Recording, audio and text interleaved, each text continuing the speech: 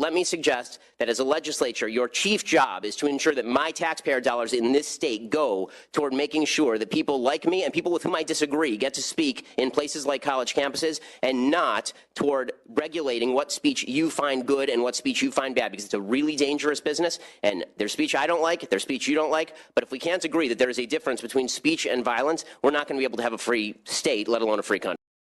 Because we're losing a lot of people because of the internet. And we have to do something. We have to go see Bill Gates and a lot of different people that really understand what's happening. We have to talk to them, maybe in certain areas, closing that internet up in some way. Somebody will say, oh, freedom of speech, freedom of speech.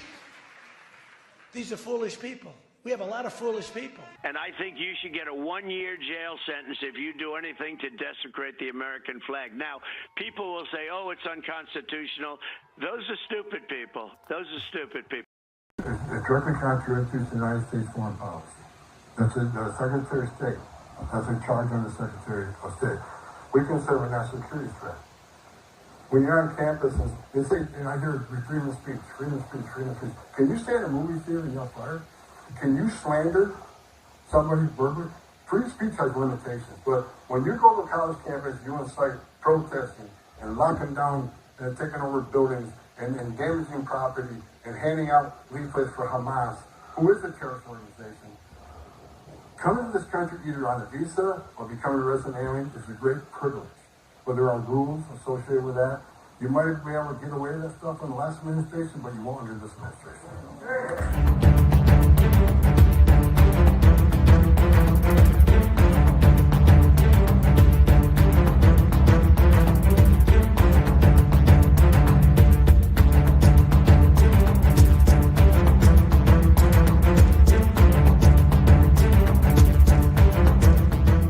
Welcome to the Daily Wrap-Up, a concise show dedicated to bringing you the most relevant independent news as we see it from the last 24 hours.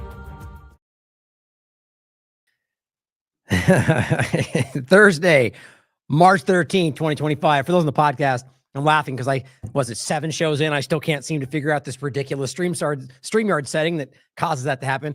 Probably all my fault, but thank you for joining me again today. I actually think, I think we've said this a lot in recent times. And I really do. When I say this, I'm not just it's not some marketing thing. You know what I feel about marketing. When I feel like it's a very important show, and it seems like that's happening a lot lately. And I think there's a reason for that. But today in general, it's not just this show and it's this topic. This is obviously important. And I think everybody, even what's interesting is even people who are vehemently disagreeing with what I think is the most basic stance in this conversation still also think this is very important.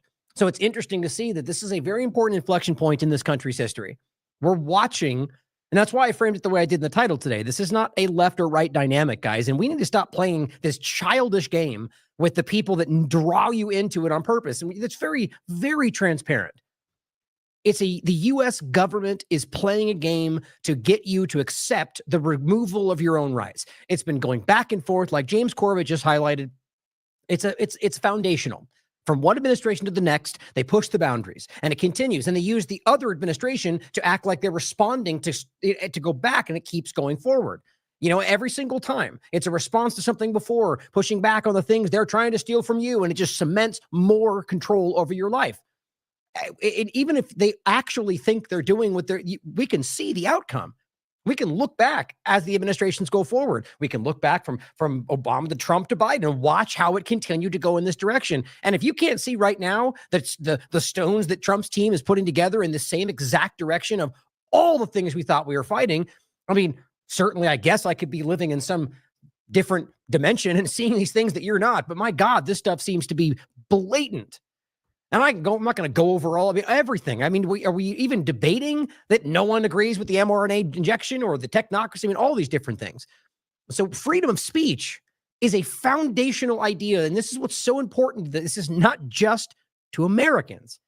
This is such a central point to this conversation. And what they're trying to do is drive that wedge between us, between the people that have been built to this idea that feel that this country, and I'm not even saying this good or right or wrong, good or bad, but that this country is the pinnacle of Western civilization. There's a lot of things, in some ways I would agree with that. Some ways I'd vehemently disagree. The point, though, is that this line has been drawn to where It only applies to this and anybody else. You have to earn that right. And sure, these are things that we could discuss.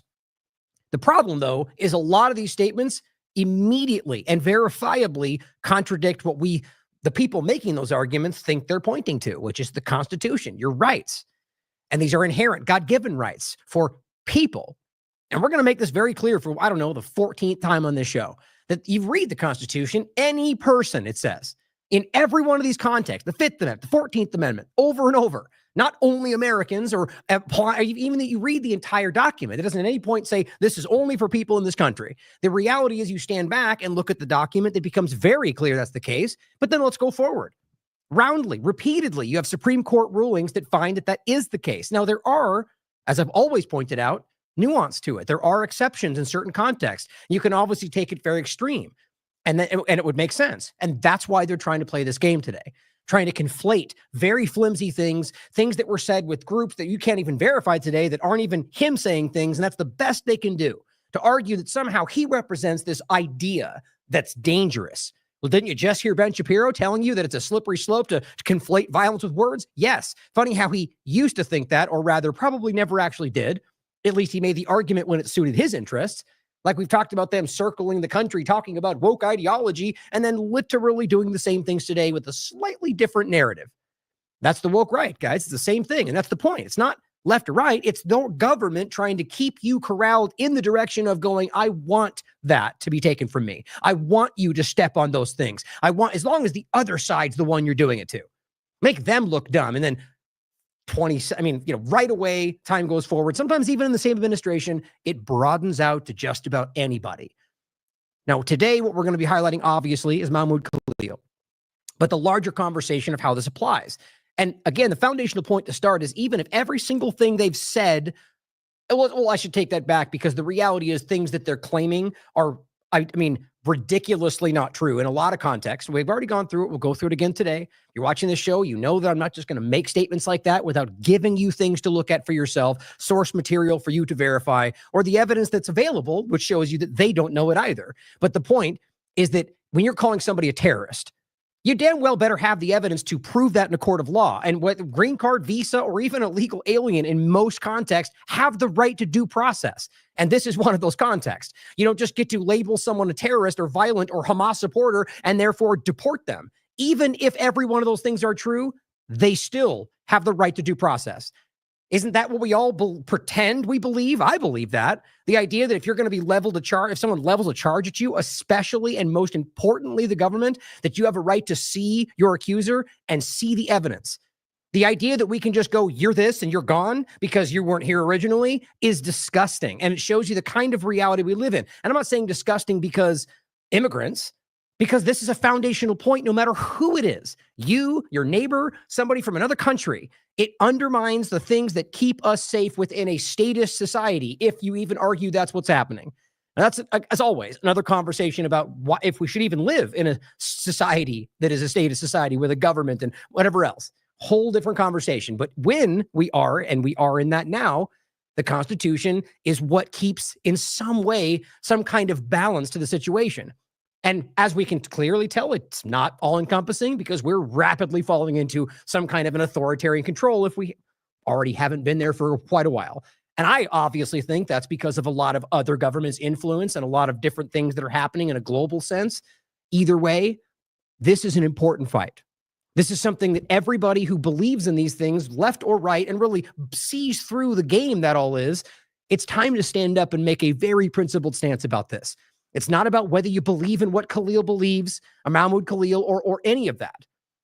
It's about your belief, or our collective belief in this country, that he has a right to think those things, whatever they are. As always, it is not the easy speech that's needs defending.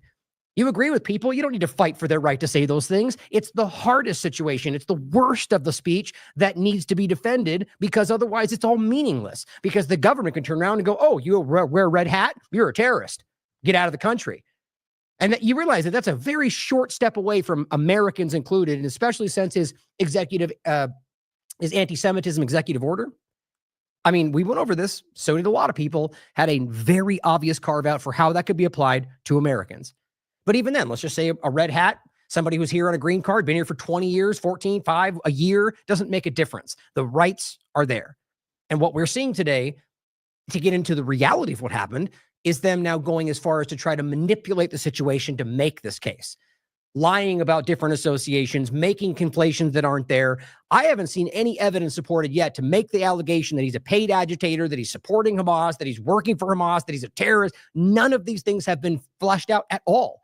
The best they can do is claim that this one post that was from a group that he claimed he supports or is associated with, and there's overlaps for sure in this massive protest idea, that they say because they wrote that on this, but you can't, by the way, you can't find, they might have deleted it, or maybe it was never there to begin with, or maybe it's all, the point is everyone's pointing to a screenshot, a la Twitter files.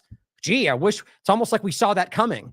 And now they're going, see, the tweet that shows he's and it's actually a tweet from a group that you can't prove is theirs at this point, who made an argument about all Western civilization and making out that be his ideas, and therefore that he wants to destroy all of this country, which, by the way, is still an idea that you still have a right to feel, regardless of whatever the screeching woke right has to say, and removing you based on the idea that you are connected to what they said. I mean, if you can't by now recognize how absurdly dangerous this is, I believe you're the enemy of what's going on. And I really believe that, even if it's stupidity that's stopping you from seeing it. It's a dangerous reality, but never would I argue that you should be attacked for not knowing something or being stupid enough to not recognize you're hurting the country, because that's your right to think and feel and say what you want.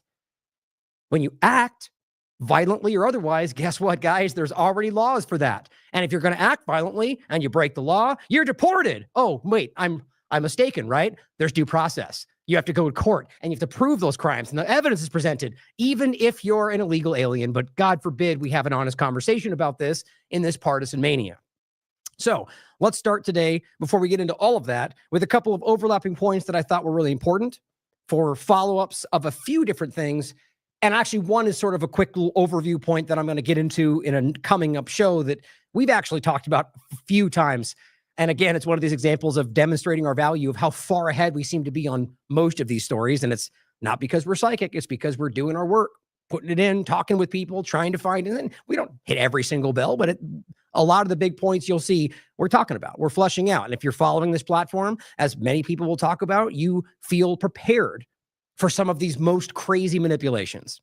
Now, this is something we just, an interview I just had with Vanessa Beeley, which I find really important. I really thought it was necessary not just to cover this on the show, but to have Vanessa on. I reached out to Gevork, but he's very busy as well. I'm hoping to get him on. I've only reached out once. I need to follow up with him. But you should definitely be following Gevork, following a lot of different people out there, Syrian Analysis, that are doing great work covering, I argue objectively, but you can decide for yourself, what's happening in Syria. I mean, it's probably one of the most obvious conversations, seeing as how it's all very readily available that they were terrorists. Even the overlap of them still being declared terrorists while they're being told, that they're, I forgot the term in the actual interview. Was it a woke jihadist? What did they say? Oh, diversity friendly. Now I remember it. They literally called this guy diversity friendly jihadist. I mean, we're in clown world. That is, or I don't even know if there's a word you make it up for how crazy that is. This guy is a U.S. Israeli backed terrorist. Literally, the actual use of the word, a person who is being paid to commit violence for political reasons. And he is turned into, on a dime, the guy wearing a suit that's going to change Syria. Now, the reality of this interview is to get into the ongoing ethnic cleansing, not just of Alawites, but of Christians as well. A lot of different people who just happen to be in the wrong area, which is exactly what a lot of us saw coming because of the people they're supporting. And the same things that happen in every location that they tend to do this in: Israel, the United States, UK. But I'm bringing this up so you guys can check it out. But I also wanted to highlight some following up into today, or yesterday and today. Here is Daniel McAdams sharing this disgusting roadside view. If you can see it in the screen here, just dead bodies strewn all about the side of the road, all the way down the road. This is Syria now. Feels a lot like Gaza, doesn't it? Now, Syria was not like this, not even remotely. Syria was a very, very, it has the third largest Christian population of all of the Middle East before the West, rather the US and Israel and Europe started destroying it for their own purposes. All the narratives about the terrorists and Muslim, that's all coming from the same maniacal, disgusting, bottom of the barrel, lowest common denominator people will point to today. Like many we've mentioned before, the ones out there trying to tell you that Muslims shouldn't be in Congress because they all think the same way. Like, that's just blatant, basic, disgusting, lowbrow racism. like the worst of the worst of the worst. Anybody making those arguments, it's the same as saying no Jew should be X, Y, and Z. No Christian should be allowed in Congress. No, blah, blah, blah. It's all ignorant. As always, it's a broad stroke, and we need to call people out for stuff like that. My point is, for those going, yeah, that's Syria's always been. No, it's not. The Middle East has always been. No, it hasn't been. It's an ignorant argument that people are trying to force in. It's like pretending that Palestine was nothing before it's a lie. And they need those lies because otherwise you go, my God, look at the horror that's going on there. Who's responsible? Instead of going, well, they're just in a transition from Syria's new killing fields, courtesy of Jolani's Hayat al-Sham affiliates. Daniel McAdams says mass slaughter of innocents sponsored by the U.S. government. The Cradle is reporting, as we've been telling you as well, this is from the 11th, Israel bombs South Syria as war chief repeats threat of indefinite occupation. Who didn't see that coming? They're building bases, deploying troops, as I said before. I mean, are you okay? Conservatives out there, are you okay that our governments, left and right, continue to fight this war in Syria for Israel to jump in, occupy, build bases, and deploy troops, which was the plan since we've been fighting Israel's wars as long as it's existed? Hope you can call it out because even if you think that wasn't the plan, aren't you angry? They just swooped in and took all the credit and everything. They're taking the territory. They're taking the resources. They're taking it's everything. It's ridiculous. Now, they made a deal with the Kurds and the troops. This is Israel and the United States. They are now reaping the benefits of this occupation, even though they are committing mass terrorist atrocities. As well, WikiLeaks put this out. This was on the 12th. Hillary Clinton emailed July 23rd, 2012. Israeli intelligence says the collapse of Syria will spark a Sunni Shiite war that will benefit Israel. What do you know? It's the crazy thing. This has been talked about before. This is public information. It's been there since 2012, and you can look it up for yourself. And as I said, info like this has always been there. If you are just willing to look beyond the partisan screamers every now and again, recognize that neither side is willing. I got 2 typos in that, for crying out loud. I don't believe that. I'm a conspiracy theorist. Recognize that neither side is willing to tell you why this is all happening. The reality, guys, is the information is there. It's always been there. If you look, I shouldn't say in this context, there are people out there, neither side of it, of the fake partisan dynamic, is willing to show you the self-evident information that Israel is behind a lot of this. Why do you not see that if you haven't yet? It's all right there. Now, it's not only Israel, guys. Obviously, our own government has done a whole lot of things for their own interest that I would just as equally call out. Same with the UK. The point is, right now, you have both sides trying to make an argument about Syria. Neither side is accurate, and both sides progress the agenda in a little different way, though, so they can keep pretending like they're battling each other. And many of them, I bet you don't even know that they're wrong. This is how this works. Now, another important thing I wanted you to see, Derek Broze put out a fantastic short documentary, 16 minutes, I believe. Now, this is completely produced by Derek, put on Conscious Resistance. I asked him if he wanted extra reach on it, so we put it on TLAV as well. But this is completely produced and written by Derek Broze, Donald Trump, Peter Thiel, and the Technocrats. Now, it's a little bit of an overlap of an article he wrote for us recently about the Technocratic acolytes, I believe, in the Trump administration, but he adds a bunch to it, and it's a great, and the documentary is him narrating the entire thing. It's worth your time. And the reality is, it's obvious, guys. And it's the same thing a lot of us have been calling out for a very long time. Just want to include that so you can check it out for yourself. I put it out on the Substack as well, so you guys can check that. Here's the original article link to his, the Conscious Resistance website. Make sure you support that as well. Now, another thing I want to show you before we get into the meat of this is really something I'm going to come back to, but I just wanted to see it because we've been talking about it quite a long time, guys. This is new. Orwell sent me most of these today. I think actually all of them. March 10th, 2025. Unregulated tech tests. Peter Thiel, Sam Altman, and co. want freedom cities. Now, isn't it funny how you got this weird overlap between, on the face of it, it's like Altman and Musk are angry at each other and they're battling, except not when you very clearly see that they're overlapped in 3 different business ventures, most tying back to Thiel, and they're all interworking in the background. I think it's all part of one thing, and a lot of what we see today is not in the extra conspiratorial mindset that's all theater, even though I largely believe a lot of that is actually happening. My point is, a lot of what we see today is just kind of a construct. They present to you what they want you to think. Just think of it like politics. They do that all the time. The speeches they read, what they get, they know how they're going to present when they come out. So the idea is that these people are working on a larger agenda behind the scenes while giving you the presentation that there's more of a divide, so you can essentially choose, I guess. And then I would argue the ones that people lean toward, they're going to act like, oh, that's the one, even though it was all, it's the two-party illusion, false binary. We talk about it all the time. Nonetheless, the point is about freedom cities. We've been talking about this for a while.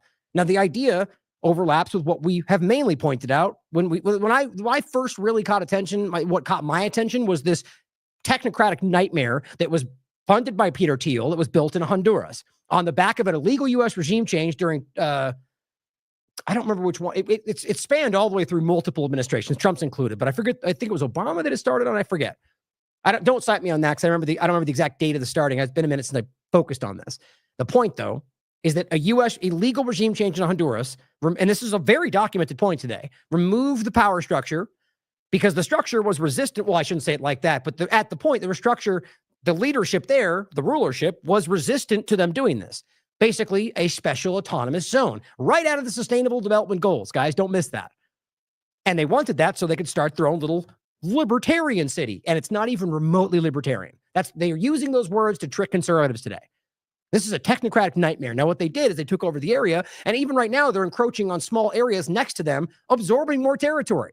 I was talking about this last time. That's not in any way what they're pretending they are. Secondarily, they had to remove people from judge positions in order to get this to pass so they could even get this. Now, there's a new leadership that's been there for a while that's already revoked that status, and they don't care. She spoke up recently and said they're trying to overthrow her right now with the help of the U.S. government. It's all right in the show and one of the ones that followed up. Now, that's a quick overview. There's so much more to that. They're suing them. They're trying to actually, through legal financial means, trying to bankrupt the government so they can just take control of all their assets. It's wild. This is a technocratic takeover of the country. I think it's a trial balloon. Now, my point was, this is a Freedom City overlap. It's the same kind of dynamic they've been putting forward in other contexts. So all of a sudden, now they're going, hey, we want these new Freedom Cities. Not a brand new conversation. I didn't check this one to see if it was in there. They all seem, right there. They all seem to reference this. This is what's so important. There's already been a Freedom City since 2020, guys. Prospera in Honduras. What did I tell you? Nobody connected those two things back when I was talking about this. They weren't claiming it was a Freedom City. It was just two separate things. Now they're literally going, there's the first one. That's the Freedom City. We want more of those in the United States. As Trump recently said again, we're probably going to annex Greenland. He just said it again today, once, I believe. Which is wild, because wasn't that a joke? Weren't we being trolled? Maybe we're still being trolled until it literally happens. No, that's the North American Union. That's the New World Order dynamic. My point, though, is that freedom cities are part of this larger game. And it's concerning to me when you recognize this is the rapid reduction of your rights under the guise that it's, libertarian. Now, look, I'm all for this isn't a non-government situation. This is a centralized technocratic government, which is far more alarming, which is what we're always talking about. And they're trying to pretend that is somehow in a libertarian direction. More libertarian would be less of that entirely. But see, they're acting like, look, you don't have any laws, any of this, and that's not really the same picture. I shouldn't say laws, but I'm trying to skip over it reasonably quickly. I'm going to go over this in an in-depth coming up show. Here's another one. March 12th. What are freedom cities? Billionaire CEO's plan could reshape America.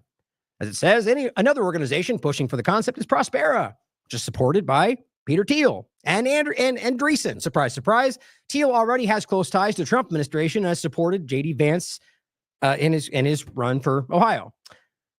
Now here's Wired. Says tech execs are pushing Trump to build freedom cities run by corporations.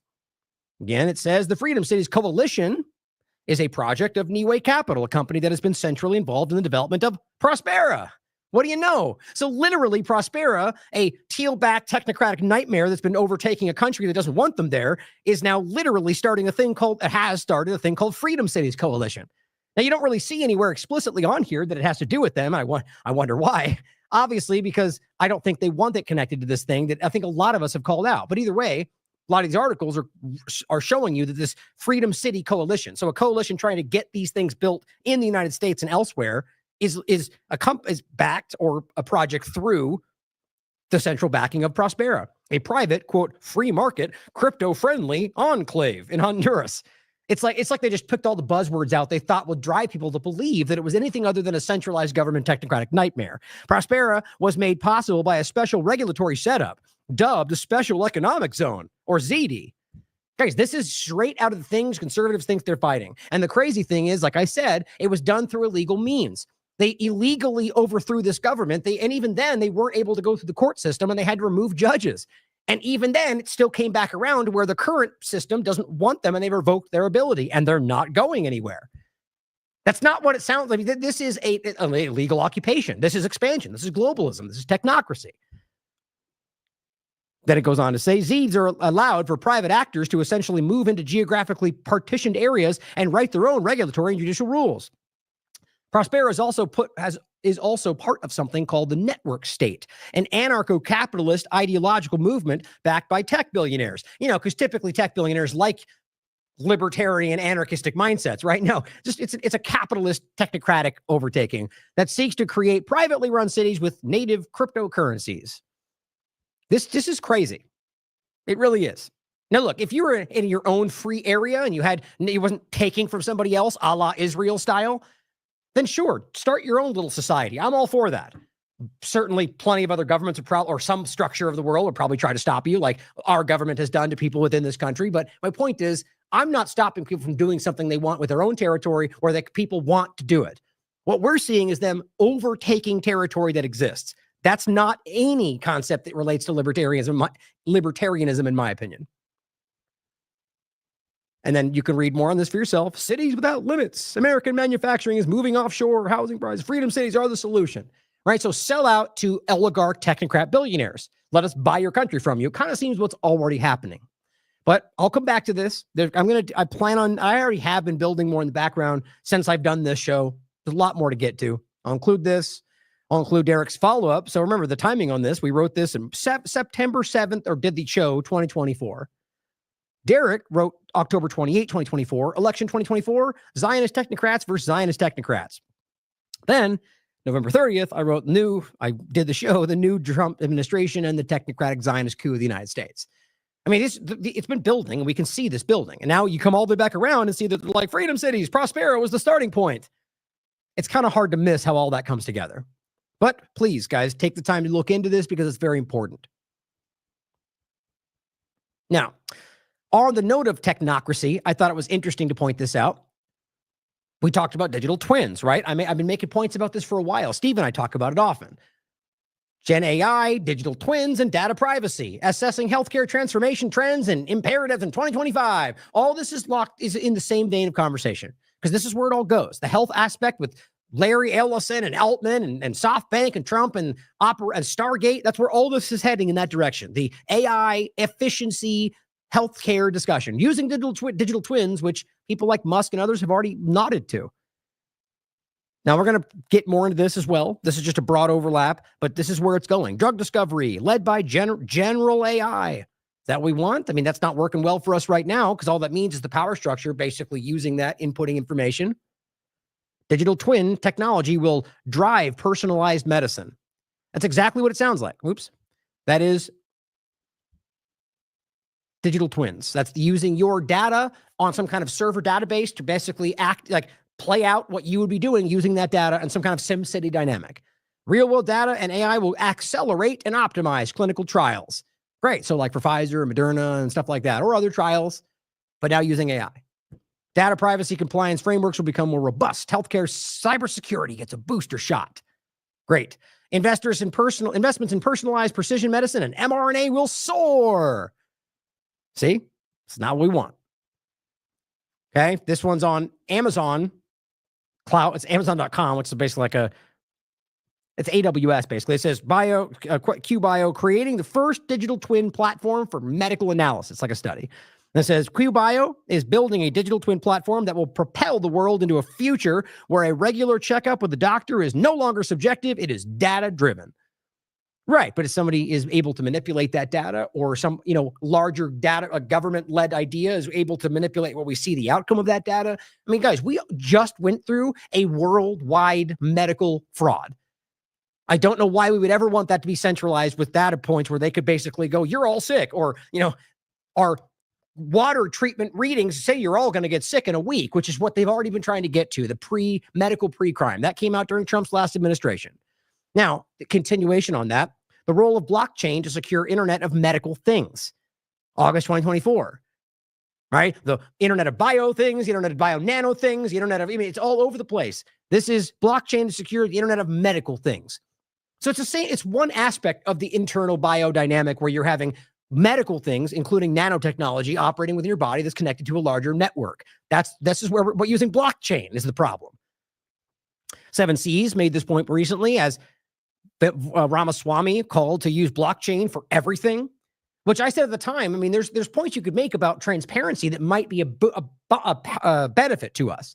My problem is that this is not, what I'm saying is something for like public, where governments were required to essentially post things in these locations where we could all look at it, not necessarily using blockchain the way that they're arguing for it.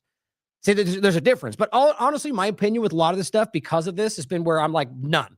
At least right now, nothing. I don't want any directional change in regard to technology as long, or mRNA or any of this stuff. And maybe that's in the long run a detriment to our health. Who knows? I don't agree with that. My point is that I'm willing to take that chance because of how problematic it seems right now. Like there's doctors out there that say mRNA could still be applied in positive ways. Maybe they're right. I'm like, I don't care at this point. I don't want any movement until we as a society feel comfortable with what they're doing or where it goes. And if that's never, then good. Isn't that supposed to be how this operates? We don't pretend we live in an oligarchy, right? Where the central people decide for us, but that's what we do live in. CoinGeek points out UAE blockchain powered carbon tracking trading platform seeks to achieve net zero emissions. You realize that whether you play the left-right game, all of these, including the current administration, has been going in the same direction. I already showed you on the USA spending. There's been multiple contracts for carbon-related dynamics, climate change-related, since Trump came into power. I went over it in 2 different shows. This is just about content. It's not about carbon tracks. It's about using these things to get you where they want you, whether it's woke or DEI or climate change or some other dynamic that's, some racial dynamic or Israel support, whatever it is to drive you where they need you to be. They'll take what they can get. Forbes, artificial neural networks for blockchain. Then lastly, breaking news, BBC today. UK Prime Minister Keir Starmer scraps NHS England. Sounds familiar. And takes management of health service into, quote, democratic control to cut bureaucracy. Oh, well, doesn't that sound familiar?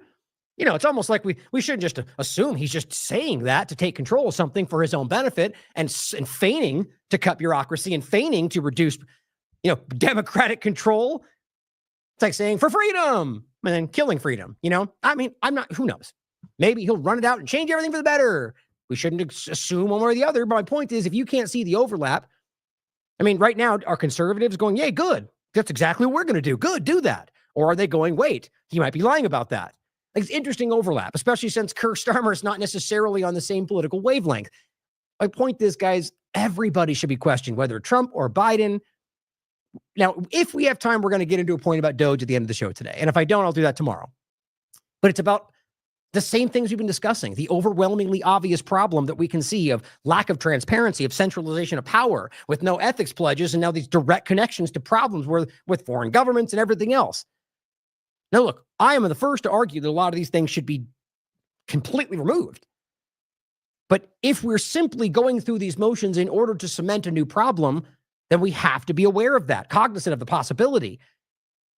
And still, if say good thing happened, now we wait and see if something, it's a very simple dynamic. The problem is that people are pretending because they say something that this has now happened and then acting like we're won. It's over. Same thing happened with last Trump administration. And I'm not saying that's the majority. I don't think it is. But a lot of very influential people are doing that. My point over here, guys, is this seems like a trend. They're using what you think, like it's as simple as that. We want less government. We want more, whatever you call for. They go, okay, then we'll call it this. Here's your Patriot Act. You're a patriot, right? Here you go. Freedom. Yeah, we all know how the Patriot Act went. Wasn't patriotic, was it? It was the death of the patriot. It destroyed at least one of the first steps, destroying what we're seemingly seeing the death throes of right now, the Constitution. Now, I shouldn't be that dramatic. The point is, I'm at the point now where I think that they don't care about it at all, but they feel like they have to not lose that illusion that they care. But either way, this is the same thing. The same step of the same idea of trying to reduce this or, cut bureaucracy, but he's taking control and centralizing power. Now, if Keir Starmer is actually was really going to do that, does that make it good? right? I mean, take any other concept and you say that there's a person who genuinely wants to change. And in doing so, what he does is strips everybody of their freedom and rights and then make sure that life is great for everybody. And then, in a year, we'll bring it all back. Okay. And let's just say he genuinely means that and actually does that. Is that okay with you? I mean, I know it's an extreme example, but is that not the same thing? You're allowing somebody to even people are making these arguments today saying that they are basically, over lacking transparency and breaking the law, ignoring your rights in order to save us from the other side and eventually give it all back. Well, people are making those arguments. The problem is that's never okay. Because just like using executive orders that can only be turned back over, which means it's never actually cementing change. Even if you liked what happened, it's not the way to do it because it will never remain. And that's by design, in my opinion. So it keeps this teeter-totter never stopping. Now, one other point on this, as we recently talked about RFK Jr. and his shocking MMR vaccine hypocrisy and his startling attack on free speech and his anti-Semitism direction, which now seems even more obvious with what's happening today. I wanted to highlight two things on that. One continuation of this conversation and two positive things, somebody sent this to me from Brian Hooker, by the way. It was Hooker. I couldn't remember if it was Hooker. Brian Hooker, PhD. He goes back to the actual vaxxed conversation to the CDC. He's the whistleblower, showing you that they burned information and so on. All right. It's been a while on that. I can't remember. I'm conflating him with the other whistleblower. Either way, the point is he's been highlighting the information about the MMR vaccine and then just general childhood vaccine schedule problems for a really long time. He put this out on March 3rd, 2025, very recently, and it's on Children's Health Defense. It says MMR vaccine and measles, fact sheet. I just think this is interesting. Of all places on Children's Health Defense, after he comes out and basically changes direction with that, and you can read it for yourself. It's all the stuff that RFK knows, that you know as well. Autism problems, seizures, side effects, encephalopathy, MMR contradictions, reported death. I mean, he's just listing all the stuff off. You can read it. It's scathing. I mean, there's a lot of problems with this, like we all know. So read it for yourself. That should make you uncomfortable with even somebody going with the way that went forward. Now, two good things that I saw that I want to point out, because to be honest, I have seen very few things that I argue are clearly positive steps. I've heard, like, for example, the one that it was an executive order. So that'd be and the fact that he's rolling out mRNA shots for children still, different conversation. So the executive order can be rolled back, but the action in regard to women's sports for children, I thought that was good, obviously. But if they come and roll it back next administration, well, then I'll go, see, that was why it should have been done the right way. Nonetheless, that's a positive, but I haven't seen that many I've argued this people. Like, what do you see that's happened that you feel is a tremendous, obvious, not in the process of, not the cutting things that we're all debating, which we'll get to in the end if we have time, definitely tomorrow, which is that's not really happening. The numbers do it very clear. In fact, it looks like the overall spending to this moment has actually increased. That maybe will change next month and the month after that. But the point is, at this moment, it does not seem to be good. And a lot of that has to do with the funding overseas and a lot of different points. I just don't, give me in the chat what you think. Like, give me one very clear, here's a positive thing they've done with no counterbalance, no up in the air still, right? I mean, even the slashing from the USAID point, I still think is a step in the right direction. They didn't remove the group. They're still doing it. And overall, all they're doing is moving money around. Because look, just because they're slashing contracts, we're not verifying that money is not just going somewhere else for the same purpose through NED or whatever else. And the bottom line is that they're still using it for regime change. So it's just a change of the guard as far as I could tell.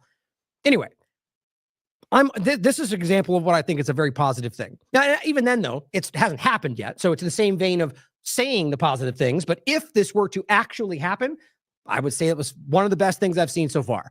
RFK Jr. to change FDA rule that allows companies to hide food ingredient safety data. Now, if and when that happens, that would be a huge, huge positive step. I'm sure they would just find new ways to hide things. But if this is going on, that would be a positive change. So we'll have to wait and see if it happens. But this is the kind of things I'm talking about, like real change, material change to actually things that are affecting your life, not words, not hype, not what we'll do tomorrow, not for the dunking on Democrats as if that somehow affects your life currently. Now, another one, RFK Jr., this is just what he said out loud. And these I do appreciate these things, despite the fact that what he just did sort of counterbalances that. He says it would be better if everybody got measles. I agree with that.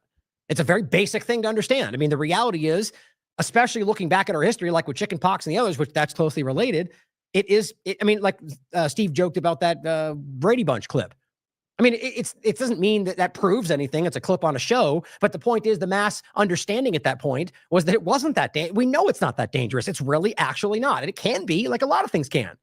This would argue within the idea of germ theory that you would get natural immunity, and most people it would diminish, like not because of some dangerous shot that was already given after it was already declining, which is easy to look up, but because people were already becoming accustomed to it. But we'll have to see what happens, because he's already promoting the vaccine schedule. He's already said Operation Warp Speed was a positive thing. He said he would endorse the current childhood schedule, despite diametric opposite statements from the past, or that MMR vaccine would be given to his child, versus in the past saying he wouldn't do that. It's just hypocritical. And if you think he's doing it just to get in the position, he's already in the position. And these things are going to hurt people. We know these things are bad. So it's about trying to be objective about all this. But saying that that's the case, which will influence people's decisions, I think that's absolutely a positive thing. I'd like to see a lot more actual action on the ground. Now, one thing I want to highlight here, I'm going to reference this as we go through a lot. Now, it's Mark Twain, Voltaire, different, as always, these quotes are sourced all over the place, but just the words are what matter to me. It ain't what you don't know that gets you into trouble. It's what you know for sure that just ain't so. And it's a really important thing, much more insightful than you take a second. You really take a second to think about, because the problem is that there's a lot of people out there that know plenty of things, right? And it also was another quote that actually, what was that one? Oh, that's what it is. Hold on. Let me find this one too. This is one of my favorites, actually. Bertrand Russell.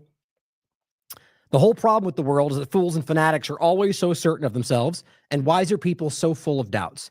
And this is kind of where mine was already going with that, is that ultimately, people out there that are, objective and balanced and willing to consider they could be wrong, and, just intelligent people. They're the kind of person that's going to go, well, I'm not completely sure yet. Whereas the fools and fanatics are the ones that rush over the top because they heard on a show, or they saw one documentary and they think they're experts, and they ultimately kind of dominate the conversation. So the problem here is this, not what you know that gets you into trouble. I mean, that's part of it, right? Things, if you know the wrong things today, especially, you know exactly what I'm talking about, people will attack you for it. But it's what you know for sure that isn't actually true. And that is everywhere. People that believe something to their core that is actually false. I don't even need to give examples, because it's not about the debate. It's about understanding and questioning whether you might be wrong, and always doing so. That's where you become balanced. It's where you become, it's where you grow up. It's where you realize that you're not just this fanatical child that's rushing into whatever you enjoy, but really, especially in this field, that you are considering that you could be wrong. When we're talking about such important things in the world, this isn't about some sports conversation. This is about people's lives. We're talking about major developments in the world. We're talking about free speech that undermines our right. I mean, these things are paramount. So doesn't it behoove you to go, maybe I'm missing something? Always. It's what you know for sure that just ain't so. Let me include that one for you too. Bertrand Russell. The whole problem with the world is that fools and fanatics are always so sure of themselves, and wiser people so full of doubts.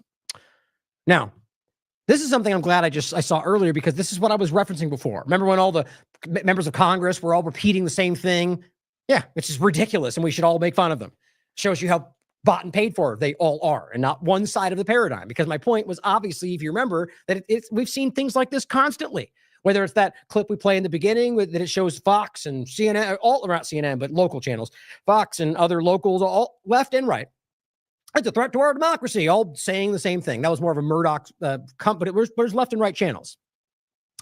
Or more so, the influencers who just repeat the exact same sentiment. Now, this one is more of a broad sentiment, like they all just share the same thing, but we've seen it, especially with like the Epstein overlap, where they all just post like the exact same thing, but it's constant. It's not unique to left and right. That's the point. As I said, well, this is Free Prince saying your favorite influencer isn't thinking, they're reciting.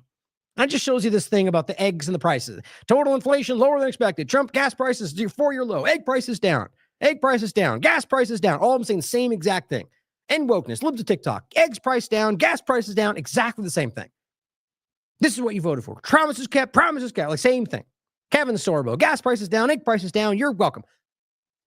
And it's like it's not even worth. This is such a these conversations of things like this are frustrating because it's such a silly, stupid thing.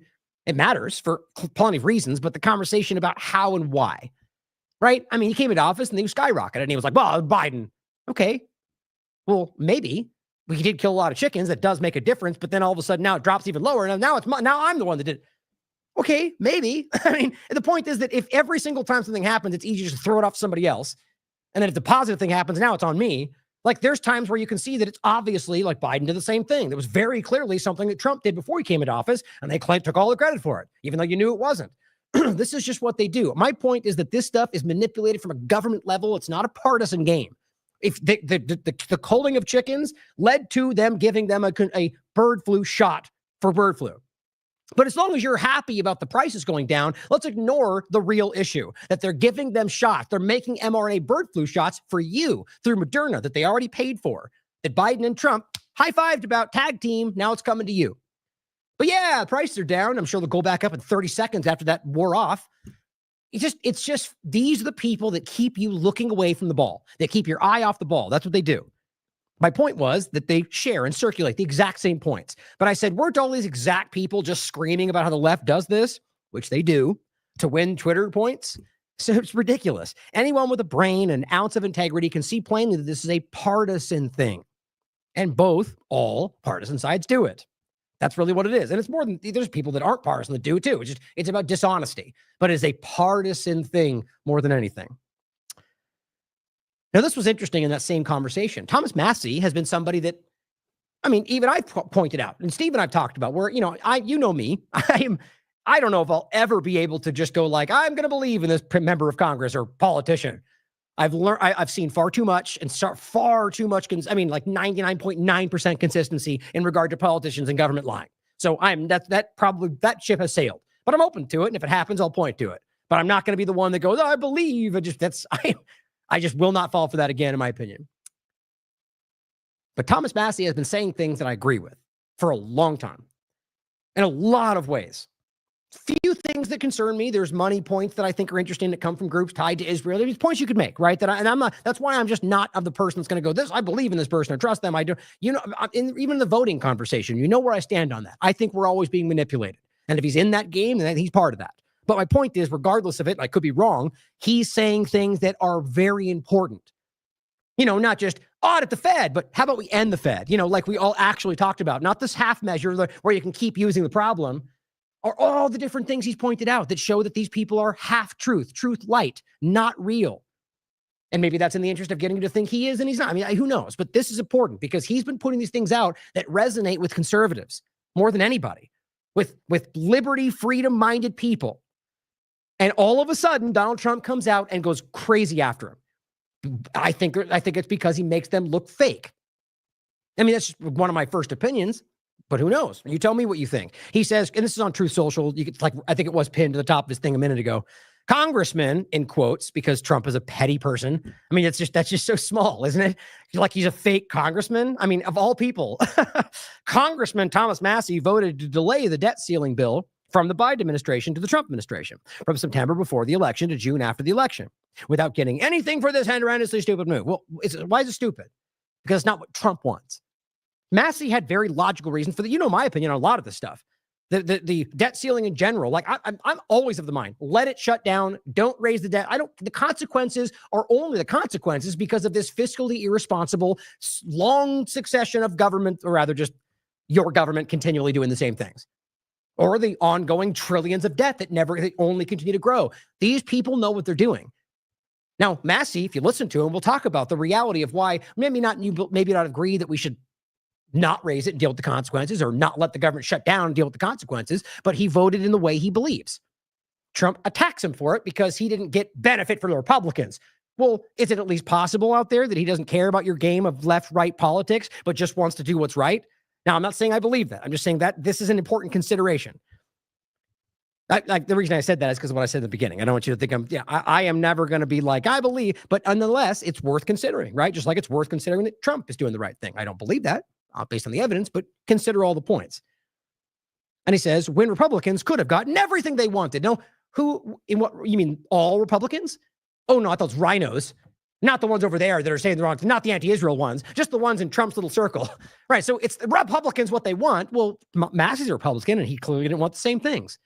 So all he's trying to do is get a bull rush bully tactic to get people to come over and attack Massie, to get him to bow to what they want.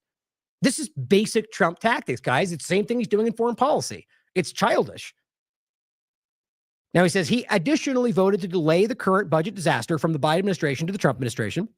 He says, I was running for office at the time, doing my thing. And when I heard about this, it was quite simply hard to believe. A catastrophic mistake. Well, maybe. I mean, maybe that's the truth. The point is, he made his mind and his own decision, not based on what the party wanted, not based on what Trump told him to do. He did what he thought was right. At least that's how it appears to me. And it says now, and virtually on every other vote, he's very simply no. Again, because you're mad he doesn't do what you want, Trump. And it says he can't even approve a continuing resolution when he approved them many times during his career as a congressman. Maybe because he doesn't want what you're putting forward. Like, just realize how wildly off. This is exposing the game to people who believe in Trump, but recognize that Thomas Massie was probably the best example in Congress of people that at least feign, or maybe he believes it, in the direction of freedom and liberty. It continues, during his career as a congressman, again in quotes, Thomas Massie is a grandstander. A grandstander? I mean, imagine somebody who talks as loudly and as long as Trump with saying so little, and calls Massie, who speaks quite eloquently with a lot of information, a grandstander. Accuse them of that. I can't say that right. Accuse them of that which you are guilty seems like a very good moment to add that at. Apparently I can't talk today. To add that into the conversation based on what we're talking about in the foreign policy sense. And it says, and the great people of Kentucky, and this is what I think is wild, are going to be watching a very interesting primary in not too distant future. So are you suggesting that you're going to spend money to remove him because he doesn't do what you want, Trump? That's what dictators do. On top of that, how about he actually means that Israel's going to remove him, which they've been trying to do for a long time? I actually think that's what he means. I think that he knows that they're already going after him, and he knows because he's tapped into the same not America first structure. That's pretty wild. Now watch as AIPAC goes after him, and then this will be a chilling point to look at. Who is he working for if he's calling out these interests? And I simply said, well, isn't that telling? Trump attacking Massie for not towing the line. And as always, yes, that is it is towing. It comes from a race analogy about putting your toe on the line, not towing a boat. But I think that's incredible. Now, DC Drano, of course, doing his diligent follow-up and parroting what he's told to say. He says, what if I told you there was a GOP congressman in office for 12 plus years who has never passed a single bill? But I didn't believe there was an election fraud in 2020, loves Mitch McConnell, raised Biden's debt ceiling, and is against term limits. You'll never guess who. And he says, and David Knight follows up and says, what if I told you there was a controlled influencer, with quotes, who runs influence interference for Zionists and the Epstein files that shows who Trump really is? Yeah, DC Drano. I just think it's funny. I mean, these guys, I mean, this is the same guy that went after Massie violently, on Twitter, but, out of control because he said the wrong thing. I mean, it's the same way they went after Kyle Rittenhouse for pointing out the obviously valid point about Trump's Second Amendment contradictions. They're a cult of personality, guys, and they're not in this for the truth, apparently. Where's the Epstein files, DC? Thomas Massie responds on the 11th and says, POTUS is spending his day attacking me in Canada. The difference is Canada will eventually cave. Good for him. Now, this is what keeps happening. Howard Lutnick gets rolled out to do the rounds, comes out, and basically Trump's going to be eliminating taxes, lowering costs, and blah, blah, blah, blah, blah, blah. Maybe. Yeah, I love when you make these interview screaming points. A lot of what you said, Lutnick, right in the beginning, turned out immediately not to be true. Maybe because you didn't know, maybe because you lied. Who knows? The bottom line is when people like this, when politicians or billionaires or oligarchs or technocrats, if people in power step up and go, this, and this, okay, fine. I look forward to it. That's it. End of conversation. Until things happen, this is nothing but propaganda. Because the reality is, right now, there's a lot of reason to be very uncomfortable with what's going on. But hey, we're going to no taxes for everybody. Well, good. That's how it should be anyway. But if it happens, I will be very happy about that. And I think that's a good step for everybody in any context, if this actually happens. But I find it really hard to believe. And that's why until we see it even beginning to happen, we shouldn't be screaming about it. But right now, this is getting all the attention in a lot of circles because it makes you feel good about what's happening. Now, Carrie Wedler says, MAGA went from free speech and slash the debt to there are limits to free speech, and if you don't support more spending and debt, you're a hypocrite and traitor, almost as fast as Daddy Trump sold himself to Israel. Always love her work. True. Now, the clips we play in the beginning, we'll come back to in a minute, and that's important because the reality of those, even right up to the current border czar, is literally, and that's why we've had that conversation before about fire in the theater. You see where this goes? You see how that now gets used as an incremental step? Well, you couldn't say that, so now you can't say this. Well, this is why we need to hold hard to these things. Now, look, fire in the theater, that point got lost a long time ago. I don't know why. It still feels like an obvious violation of the conversation. It's on the people who respond, not you. You know, either way, I'm going to get to that in a second. I want to always, it's such a fascinating conversation because there's valid points to be made on either side of it. But the point is about free speech, not limits. Not in some context, but just free speech. Inherent, God-given. That's the reality of this stuff. When you say something is free, it's not, except in this context, that's not how that works. There wasn't any caveat in the Constitution, so it doesn't apply because the border czar suddenly says, we decide. That's not how this works. We'll get into it in a minute. And look, I'm sure there are people out there that disagree. So if that's the case, we can have an amicable conversation, but you need to be honest that you want limited speech. Because that's the reality, guys, and we have to be real about this. That's when you start calling out. Now, we talked about this reasonably in depth on the 10th of March, the Zionist-driven attack on free speech. That was about Mahmoud Khalil. And at the time, the information was still kind of, see what, again, hey, on that same note, by the way, March 10th, we were talking about this, which seems to be dominating the conversation of the last few days. Head of it. The point, though, is that ultimately, it was still developing, right? And there's some information that's come out since that I think is very valid and very important. Overall, it's the same conversation, as I said in the beginning, and we'll go through it all again right now. There's the show if you want to check it out from the 10th. Sal the Agorist makes a very good point that this is how this tends to work, right? It's that same meme that somebody kind of made it for the podcast to actually look like a Trump cartoon, where it shows the guy putting his hand up like kind of a no, and the other one's going yes with his hand finger out. First one says, arrest pedophiles on the Epstein list. He's like, no. Next one says, arrest campus students for anti-Semitism. And Trump's like, yes, that's the one. I mean, it's just wild how fast what happened to that list, guys? Well, I was on Pam Bondi's desk and it's all coming your way, right? And then nothing. Big shock. I'm shocked. I mean, the problem is, guys, that it still may come out later. But I mean, what are we supposed to pretend is happening right now? How can you even pretend for 1 second that they haven't altered something, hidden something, changed, altered, blacked out? I mean, this has been so obviously been, I mean, whether it's the Zionist pacted task force or the administration, people that are vehemently against anything that's bad for Israel and are very clearly all these conversations tie right back to Israel. And that's not an opinion at this point.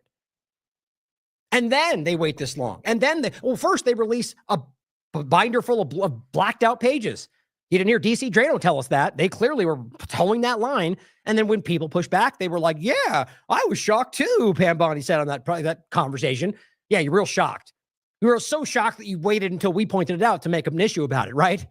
God, it's just so lazy. The problem is, guys, that they're all part of the same thing. You don't realize by now that's why this is happening. It's the government. Not one part or the other, the boogeyman Democrats and the evil right. No, they're all doing the same thing. They're getting their underlings to think that they're different, so they battle each other and ignore that they're stealing their rights from right under their feet. But they're the same thing. It's the government. Now, Charlie Kirk and a lot of others did the same thing. And they always do this. Just like we showed you, there's the partisan talking point, and it consumes the day, and they all share the same thing. A lot of them just kind of share what the Kirk say, like there are people that follow him, just kind of copy and share. But you'll see the same, sycophant circling people like this around this kind of structure. They all, with all their own followings, and they all just parrot the same sentiment. Which this one was about the claim that he wants the end of Western civilization. They want to just going down the list of what things that were just parroted by people, even on those talk shows that didn't even know where they came from. Oh, he's a paid agitator. Oh, yeah? Who said? I didn't ask. Wow. These are people directly tied to the Trump administration. How embarrassing. Or what's his name? Benson. Like literally embarrassing. Like to the point to where he's making CNN look good, if that's even possible. Where they ask point blank about what's the evidence. He goes, well, he's obviously a radical. Nothing else. End of sentence. And then waits for the follow-up. Like, what? That's your response to what's the evidence? And then even pushes further. It's, well, they're hating Jews and the protests were violent. Is that what he did? Like, this is insane with how far this has gone already and how blatantly they don't have anything to back it up. They are using pure force. So here's what he said on the 11th. 1 million views is, so who exactly is Mahmoud Khalil? And by the way, just so it's clear, literally nothing to back this up. It's text on Twitter, because that's Twitter files for you. These people have built themselves into like their own source. Like if I put it there, everyone believes me that has been stupid enough to fall into this cycle where they just buy what Charlie Kirk says. A lot of them out there. Or maybe not. Maybe these are all bot-run nonsense. It's all theater for all we know. Because I mean, I'd like to believe that. I have to be honest. I didn't say in the beginning I didn't want, but I'm gonna. It's in my mind. This whole thing is actually problematic for me, like very much so. That it's been difficult for me. I'm usually pretty good. Like I get passionate, I get worked up, I get passionate, but there's few things that get me like emotionally, like angry or boil my blood. And this conversation, surprisingly enough, out of all the things, I mean, obviously plenty of times throughout what's going on with Israel, that's more than enough. But this is something in particularly, the way that people are out there screaming violently against people who are just going, well, isn't that a violation of the First Amendment? And then just finding ways to just mental gymnastics to argue against things that are like you're arguing for your own subjugation. And like just this, the same kind of like petty, dismissive, like just this gross partisan dynamic where people are just screaming. And right now you got the left and the right, both with false arguments coming back. It's the same way every time. And it just kind of weighs on you. You go through it and you just get exhausted the moment you look at these, you open the page.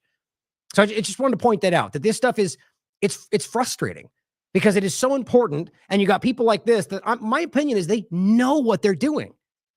They either don't care at all about the Constitution, rights, freedom, liberty, or they don't care when it comes up against what Israel wants or what Donald Trump and their circle decide they want for whatever reason you think that is. It's unnerving, and it really does. It wears on you. But in saying that, this is my point. Nothing.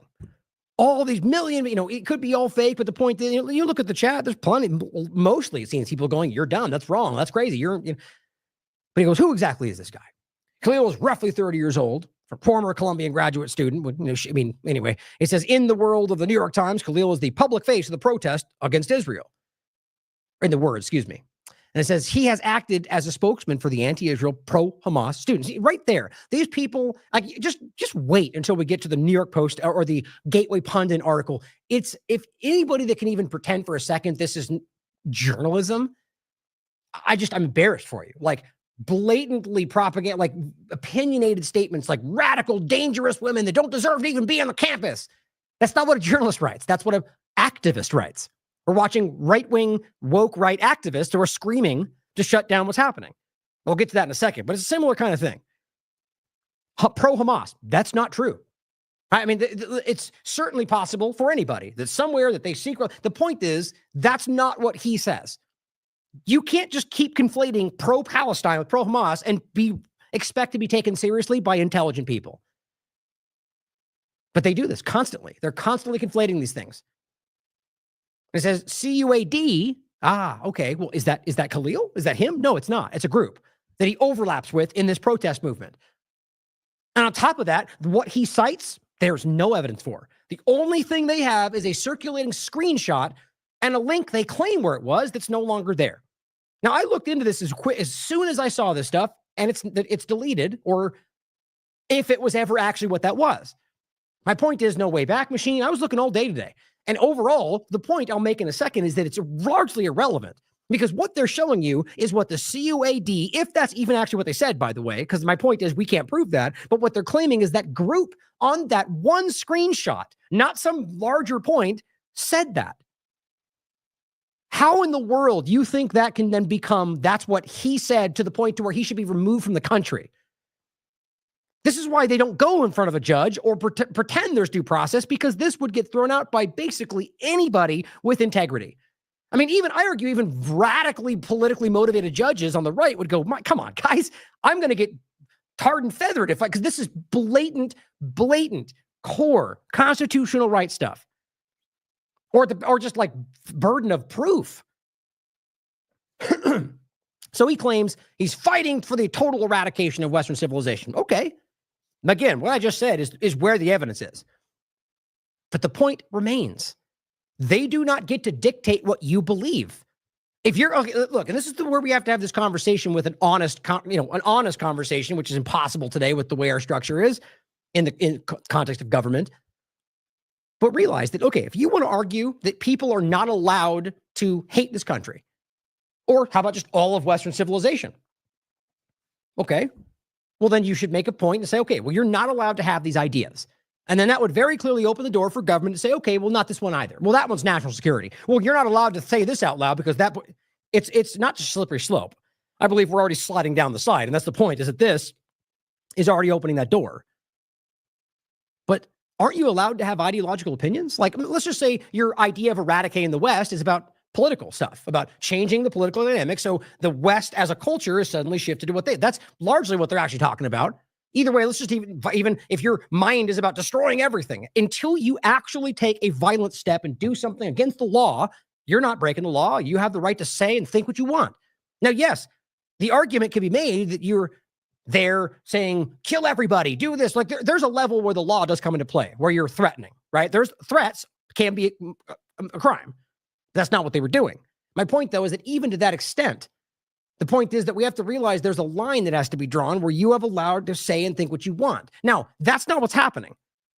They're taking somebody going free Palestine, who's next to people saying this that we still can't prove if they even actually did on that tweet or that Instagram post, and saying that this is what he means, or they said that, therefore it's violence. That's not even remotely close to anything that can be taken seriously. Because what they're trying to say is this guy is a terrorist group, or working for a terrorist group, or is national security threat because he has dangerous ideas. Sort of sounds like when they said you wearing a red hat made you a Nazi, doesn't it? Honest people already see that. If you're out there who are on the fence, that's because you're an honest person. You need to recognize people like Kirk and Loomer and Insurrection Barbie and Elon Musk and Trump, the rest of them, they are playing you, or they're too dumb to know they're wrong. And what they're doing are creating a situation where we will be, look at it like this. Let's just say Democrats get elected next time and they take it even further. Aren't your guys' belief that they're the ones destroying? Okay, well, why would you set this up for them? Why would you create a circumstance where, because they'll censor for Israel like everybody will, or any conversation? How about next time they come back around, they go, well, now you can't say transgender people are bad. I don't know why anybody with a brain can't see how obviously that connects. So I'm over here, like anybody honest, and going, none of that should apply. They can't tell you what you're allowed to say. He says CUAD believes that October 7th was a moral, military, political victory. Again, not him. But on top of that, realize that that is an opinion. Like, think about people that wanted to, the idea, if you're talking about people in this country that want to see a change in the way civilization works, don't we pretend we live in a democracy where we can express these opinions and try to evolve things for the benefit and we can push back? No, what you're seeing this radical woke right do right now is argue that no one's allowed to have different opinions, acting like somehow everyone in this country has the same belief of how it should go. That's not true. And somehow that if you come from a different country and you think you don't believe what I believe, you should get out of the country, you should be deported. They're all saying that in that woke right maniac Republican team sort of politics side, not all conservatives. And that's very dangerous. Because that is the opposite of what this country even was founded on, by the way, but secondarily, your constitutional rights. Then he goes on, justified October 7th by declaring violence is the only path forward. A still just on a screenshot tweet that nobody can verify. Do you think that Charlie Kirk verified that? He didn't link to anything, and at this time, it was deleted as far as I could tell. He is simply repeating what he was told, because that's what they do. And gets 1 million shares for it because that's what he does it for. It says Khalil was a negotiator on behalf of the students who started a tent city in Columbia's campus. Then he goes on, who illegally took over a campus building. Well, there's a whole conversation to have about what is illegal in protesting. We've seen this countless times on the right and the left. Think about how dumb it is to come from Republicans who are arguing that January 6th was not an insurrection, which I don't agree. It wasn't. It's wildly manipulated. It's always a game. The point is, in a protest, which is protected in this country, and they go inside of a building to protest, or let's say we've seen on the right in the same way, different speeches, different context, and they protest, or they're in the way. Whether you agree with it or not, it is a protected act. If they weren't going, did they break in the building? No. Did they steal anything? No. So technically, they didn't actually break the law. But if you want to, this is in regard to U.S. law. But the tent city itself and everything else was a legal reality. And the top of that, he was a negotiator because there was a back and forth. And so the reason this all came about is because they weren't able to use the law to shut it all down like people were pressuring to do. And so the White House stepped in and said, arrest him. You know why? Because Batar US, a disgusting, dangerous, terrorist level Zionist organization that ties all the way back to Jabotinsky, who was a dangerous person from the 1920s, have been circulating his name to Rubio, to Trump, to Pam Bondi. And so ask yourself why you're not alarmed that a Zionist organization tied right back to Israel in this country is threatening people with pagers and is going, get this guy, get this guy, get this guy. And then Trump goes up and gets that guy. Nobody else. There's a lot of violent people on that day, mostly Zionists, but the point is, why just him? Because they asked for him. That has to scare all of you, that he's responding to national security threats or using that argument because somebody else from a Zionist organization asked for it. Khalil distributed pamphlets, he says, of pro-Hamas propaganda. No, he didn't. They released information about their protests, about October 7th, about things that we've all covered. Charlie Kirk's been lying about these things, including the atrocity propaganda, to this very day. But because they just claim it's Hamas propaganda, which is one of the core lies, they claim that he's a material support for Hamas. That's wildly dangerous. Because you realize that would apply to anybody. The argument that, well, an American who is given material support for a terrorist organization, even though it's not what this is, could be charged with a crime. You don't realize how alarmingly dangerous this is to pretend that sharing information that you agree, not because Hamas says so, but because it was a legal act of armed resistance. Because what happened, I mean, there's a lot of points like that they call Hamas propaganda. They're wrong. It's like pretending that if you say Russia didn't do that because we can prove they didn't is not Russian propaganda. It's the same game. The problem here is that this is going to overlap with Americans. It's already happening. And on top of that, the things that we're talking about in this are actually provably correct. And it says Al-Aqsa flood is a Hamas's code for October. No, their code. Al-Aqsa flood was the name of their operation. It wasn't a secret code for Hamas. He is playing on the ignorance of apparently his lowbrow audience. Now it says Khalil was in a group that disputed a Columbia class, who disrupted, on Israeli history to attack the country. And the professor, the country, for normalizing genocide. It's just, I'm sure you get the point by now. These are broad, hyperbolic, propagandized points based on a complete lie to start.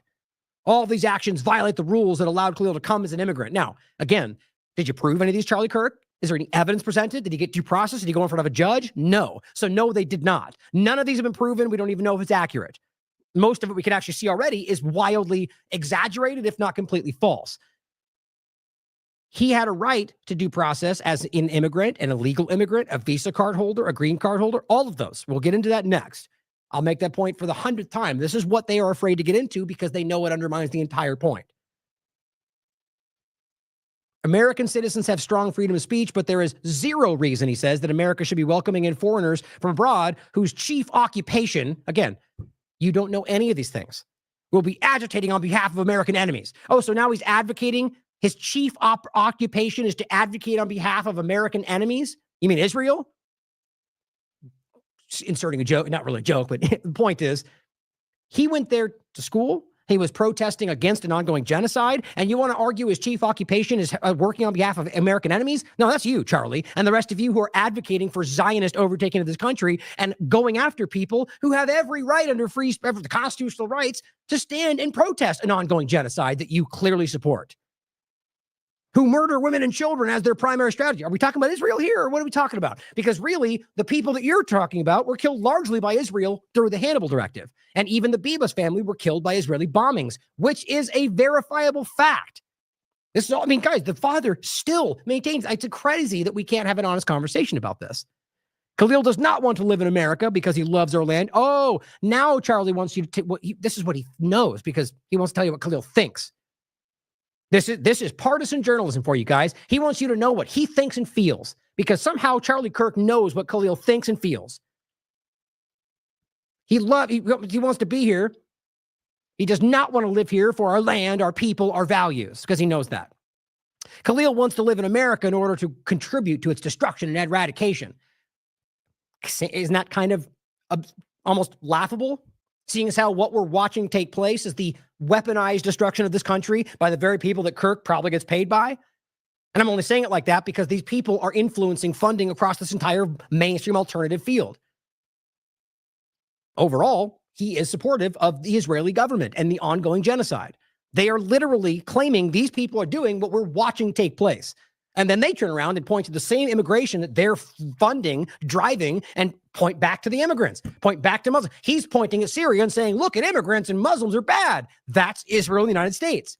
I'd even be willing to bet you he knows that and doesn't care. Staying in America isn't a right, it's a privilege. No, it's a right, bud, and you're dumb. So he goes on to say, and Muhammad Khalil threw his privilege away. God, that's stupid. These people are there. They have a green card. No, they've got rights. You don't get to say the wrong thing and get thrown out of this country unless you're acknowledging that we don't live in the country we think we do. And I'm saying both points, actually. Khalil needs to go home, and thousands need to go home with him. Think about that. This 30-year-old terrorist sympathizer. I mean, like, you could argue that's borderline slander, guys. And I'm going to show, sympathizer is the reason I say that. If somebody's calling him a terrorist, he should sue all of them. That is slander.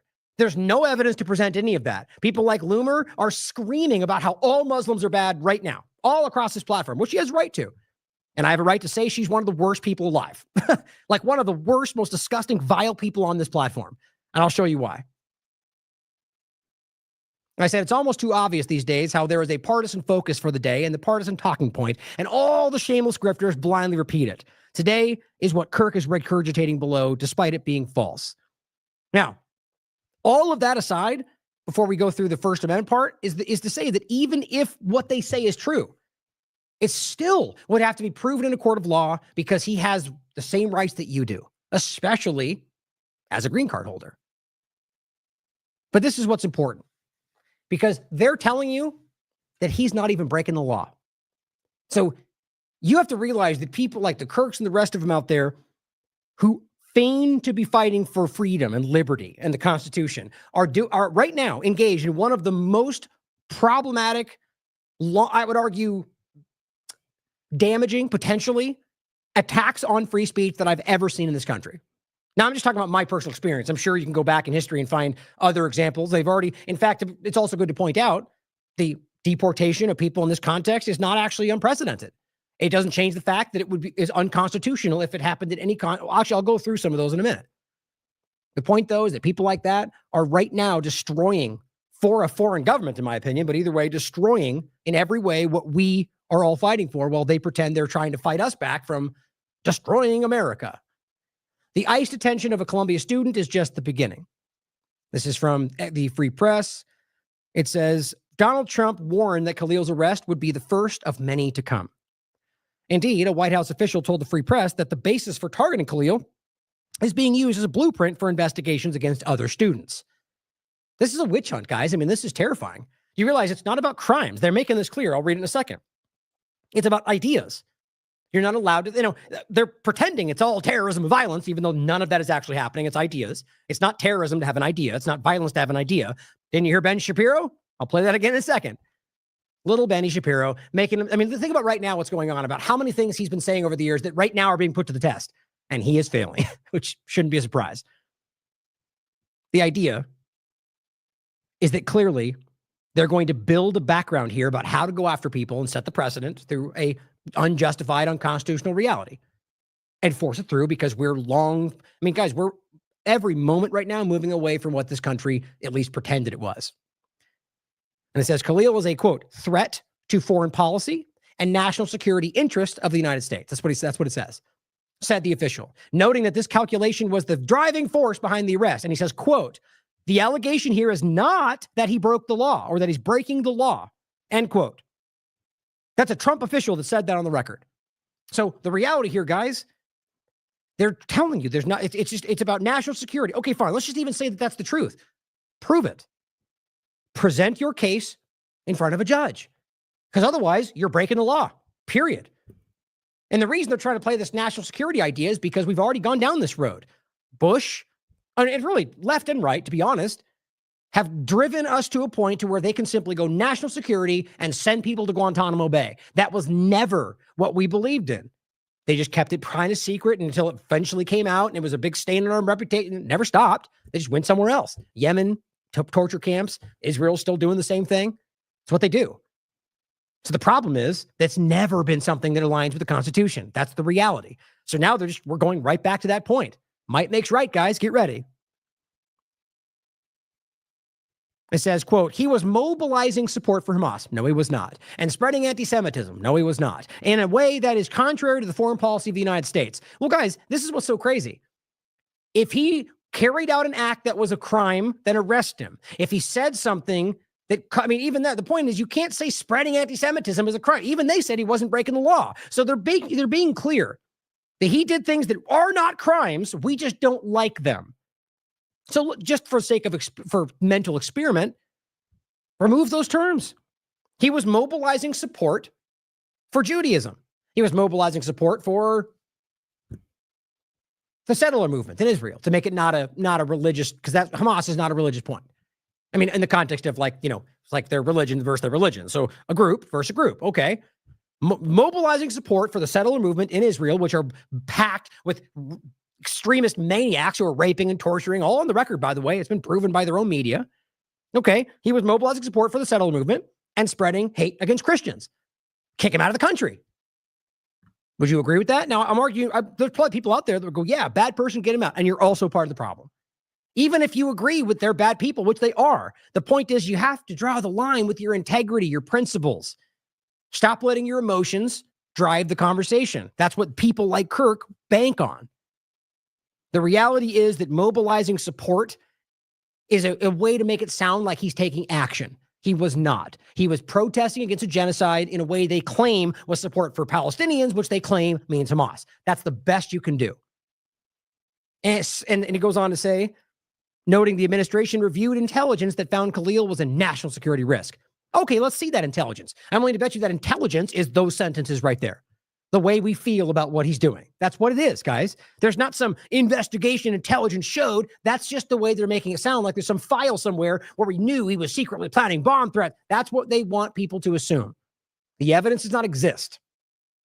Now, it says the Trump administration needs to contend with a federal judge in the Southern District of New York who on Monday afternoon blocked the deportation of Khalil, who is being held at ICE detention in Louisiana.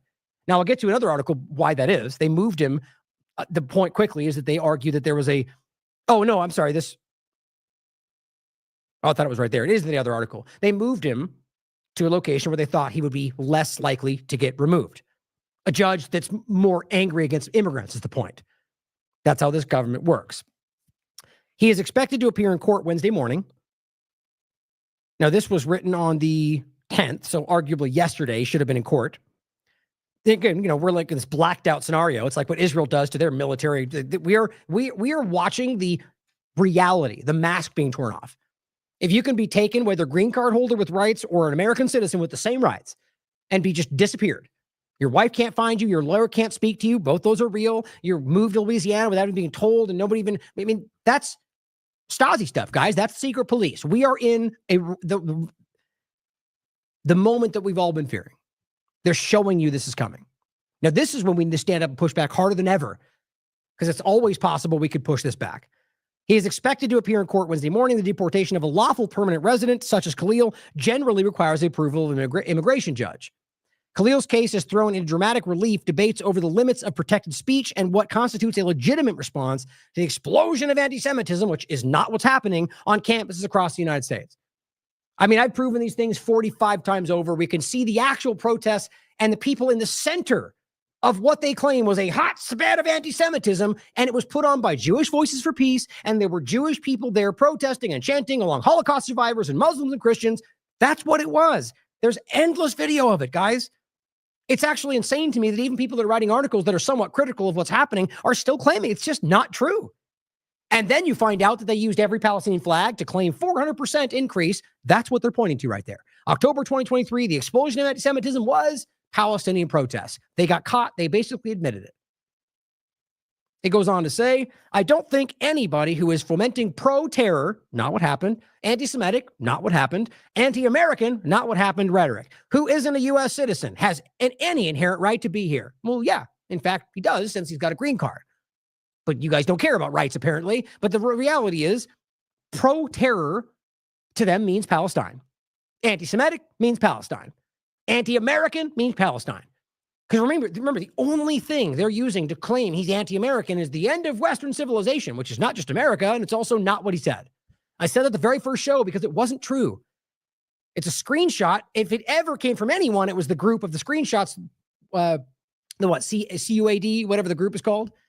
That, by the way, the post is actually talking about a Bangladeshi protest. It's not even talking about what they're doing. Nonetheless, it's a screenshot that nobody seems to be able to prove. Even if it was what they said, it's not what he said. In what world can you be held personally accountable for what a group posted on their own Instagram page? That's insane, guys. That's how flimsy this is. It says, in a statement on Monday, Trump reiterated that pro-terrorist, anti-Semitic, anti-American activity will not be tolerated. The reason he said pro-terrorist is because they want you to pretend that it's violent. You know, the best way to frame it, because the bottom line is, guys, pro-terrorist means whatever they want it to mean. I mean, this is the same point, and I don't know why honest conservatives don't scream this. They were calling you terrorists. Israel, the ADL, your own government were saying you're a terrorist because you wear a red hat. Just because you think that's only one part of the government, it doesn't change the fact that it's the same conversation. They could, if you believe this is okay, then it would have been just as logical for them to go, you're deported. You have a green card, you're wearing a red hat, you're deported. Are you okay with that? If you are not, then you're a hypocrite right here. Pro-terrorist is Palestine support. That's all he's saying. It's not a crime to support Palestine. It's also not a crime to support whatever you want inside your head or verbally. That's the reality, as much as that may be difficult for some of these radical partisans to think. And he goes, noting that many protesters are paid agitators. So this is how this goes. Trump floats a baseless claim saying many of them are, not even pointing to him. And that cascades onto Fox News next to Jennings, and that guy goes, he's a paid agitator. And they ask for evidence. He goes, I don't know. In what world do you think you can go on a show like that and make a claim like that against a person, which is technically slander, and then not have anything to back it up? The reality is there's zero evidence. If we'll get to the general, I mean, as far my research shows nothing, and I'll show you some points in a second. Do you not think if they had evidence of paid agitation from Hamas or wherever they want to claim, or that he was doing something even remotely connected to terrorism, or that he ever said any of those things, don't you think they would be spreading that everywhere right now? Because they are being attacked everywhere, rightly so, for doing something unconstitutional right now, from left and right. So if they had it, it would be everywhere. This weekend, Secretary of State Marco Rubio posted that the State Department would be revoking the student visas and green cards of Hamas supporters. There you go. Oh, you mean the Hamas that Israel funded until October 7th?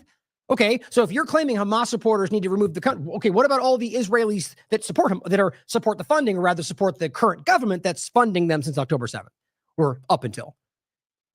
It's very simple. I mean, if you're still out there and you don't know that by now, I don't know what rock you're living under. It's been publicly discussed, even on BBC and CNN, for crying out loud. Ehud Barak, former prime minister, went on these shows and openly discussed it. Former head of Shin Bet says the same thing. It's a provable fact. Netanyahu said in his own meeting that we have to keep funding Hamas in order to keep them from a two-state solution. Since we don't have to play the clip every single time, I'll just grab this tweet and I'll include it. From Haaretz, by the way, 2 days after October 7th, October 9th, anyone who wants to thwart the establishment of Palestinian state. You know exactly what he pretended they didn't want. The opposite of what they said they were fighting for. That's always them that don't want the two-state solution. Oh, yeah? Liars. Endless liars.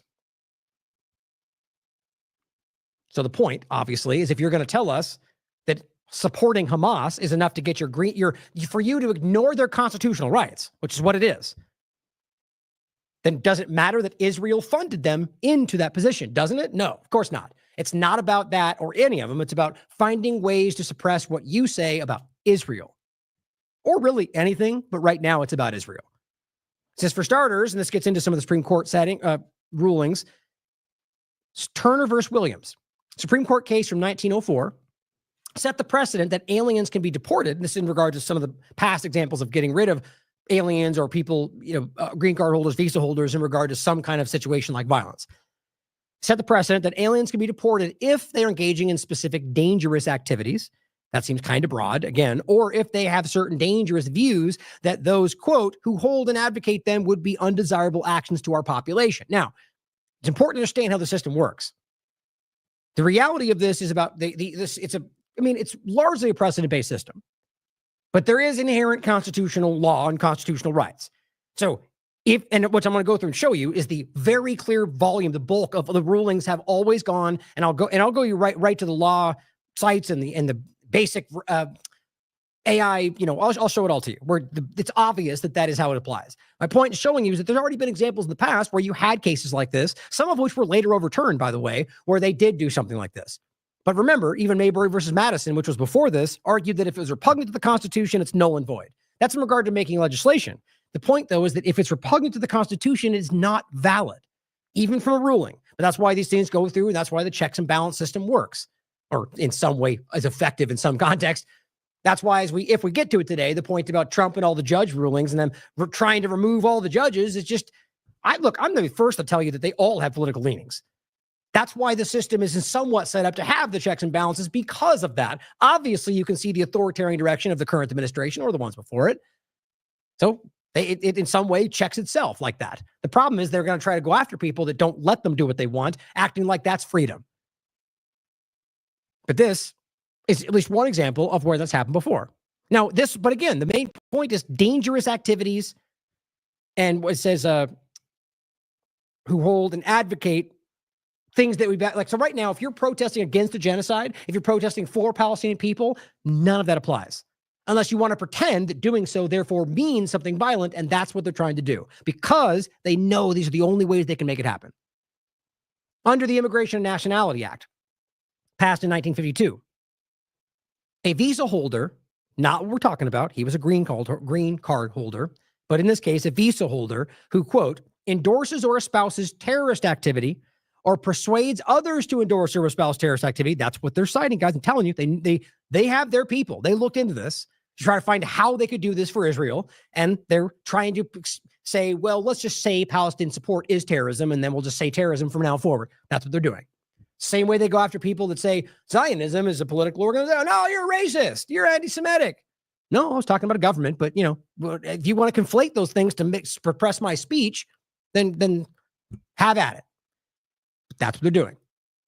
And your government is facilitating that. Biden did the same. Trump does the same. They've always been, quote, fighting anti-Semitism. And what are they doing? Going after criticism of Israel. Trump has cemented that in his own executive order, or rather, softly laid it down with executive order that will be turned around. The point is clear. They're all going in the same direction. And that's why. Because they're trying to pretend that you're supporting terrorism, especially when they call everything they don't like terrorism. But either way, that's not what he's doing in any context.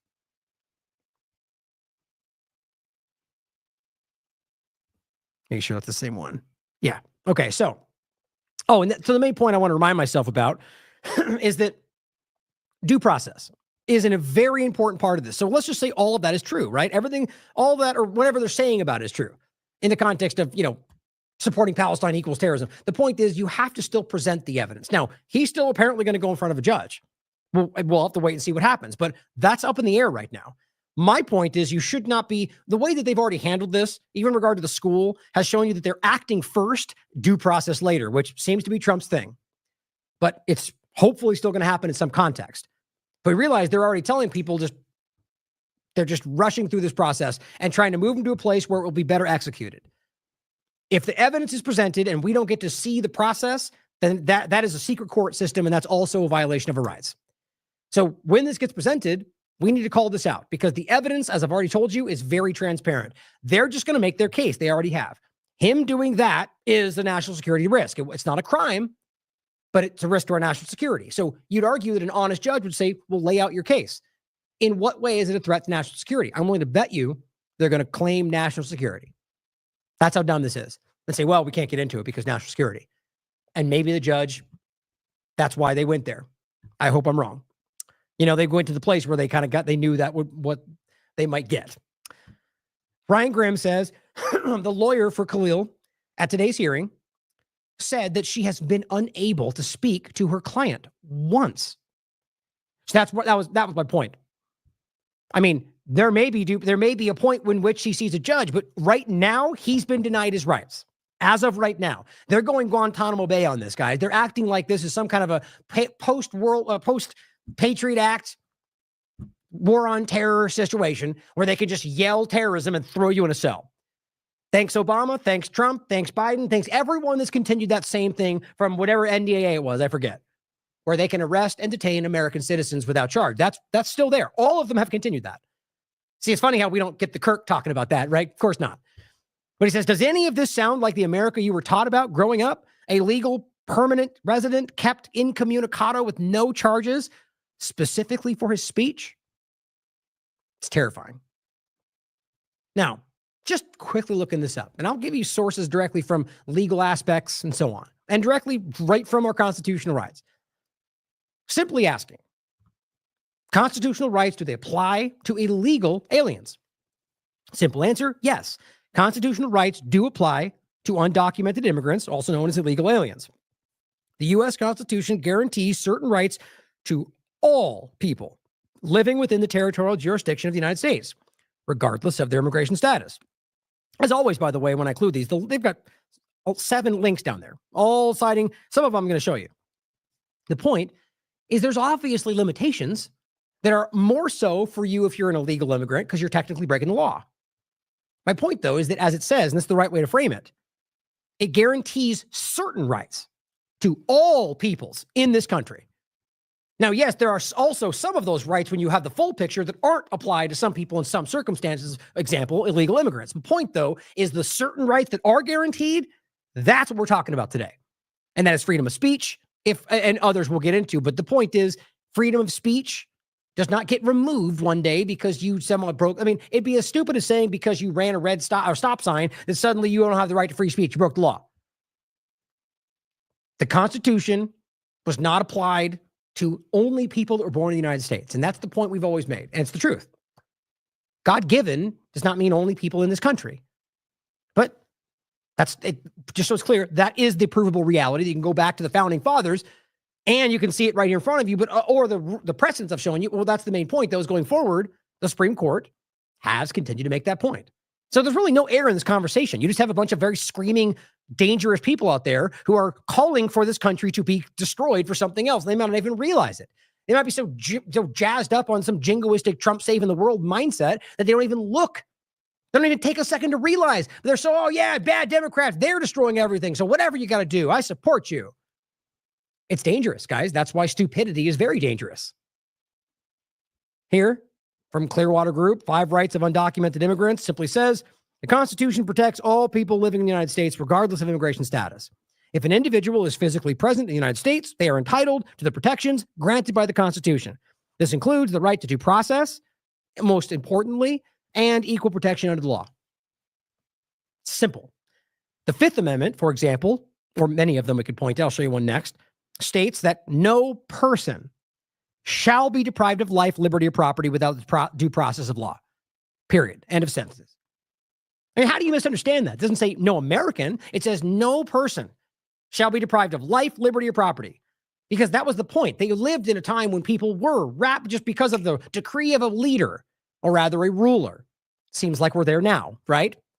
And so they made sure, look, no person in any context shall be deprived of life, liberty, or property. I mean, is your argument out there, if you're shaking your head, that you're okay dictating who is deprived of life, liberty, and property and due process just because they don't have the right skin color or come from the wrong country? I mean, it's ridiculous. You're ridiculous. It's just, you actually don't understand these things. And that's what's so alarming. Here's the Fifth Amendment, which we just showed you. That was the other, that was the other one. It was which one was it? Oh, that was the 5th. I think I have the 14th up. That's what it was. Or it did. Oh, well, it doesn't matter. Maybe I closed the other one. The point was that you can go through the Constitution and see many times, no person shall be held to answer for a capital, same kind of point. Crime, infamous crime, unless it goes on to say, nor shall any person be subject to the same offense twice, double jeopardy, nor shall be compelled in any criminal case to be a witness against himself, nor be deprived of life, liberty, property without due process of law. Any person. Law and crime. This is 2018. Two undocumented immigrants have the right to have legal rights under the U.S. law. That's what I remember I had one point on the 14th Amendment right there of the U.S. Constitution, ratified in 1968 after the end of the Civil War, specifically states, nor shall any state deprive any person of life, liberty, or property without the due process of law, nor deny to any person within its jurisdiction the equal protection of the laws. That's the most clear it could be. Nor shall any state deprive any person of life, liberty, or property without due process. Any person. This one says the court asserted, quote, that guarantees, and this is 1886, in regard to Chinese nationals in San Francisco. The court asserted the guarantees of protection contained in the 14th Amendment to the Constitution extend to all persons within the territorial jurisdiction of the United States without regard to differences of race or color or of nationality. You can't get much more clear than that. All persons within the territory of the United States. That is as cut and dry as it gets. Then it says, quote, whenever his status under the immigration laws, an alien is surely, or whatever his status under these laws, an alien is surely a person, this is one of the court rulings, in any ordinary sense of that term. Aliens, even aliens whose presence in this country is unlawful, have long been recognized as persons guaranteed due process by law of the 5th and 14th Amendments. Pretty damn simple. In 1993, Justice Scalia wrote in Reno versus Flores that the courts have, quote, well established that the 5th Amendment entitles aliens to due process of law in deportation proceedings. That's Justice Scalia. Please put this in front of people that need to see it. I don't believe Kirk cares or any of the rest of them. This is important. This is a recent one in regard to, in particular, deportation proceedings. Due process. Right now, if he hasn't yet spoken to his lawyer, then they are not giving him due process. I know I in particular included that one. Reno versus Flores right there for you. Now, this is interesting, by the way. This was a clip, it's rather audio recording of the podcast from antiwar.com. Rabble Rouser shared this. It's important to think about this. And basically they cite what Glenn Greenwald said, what they wrote up here first. And you've seen this. I already showed you this. The House Foreign Affairs Committee, the White House, and the State Department shared this and all said, Shalom, Mahmoud. Shalom. I mean, is that not the craziest thing in the world? This is what I don't know why they would do that. And I mean, no matter how you look at it, that's a reference to Israel, guys. That's what that's about.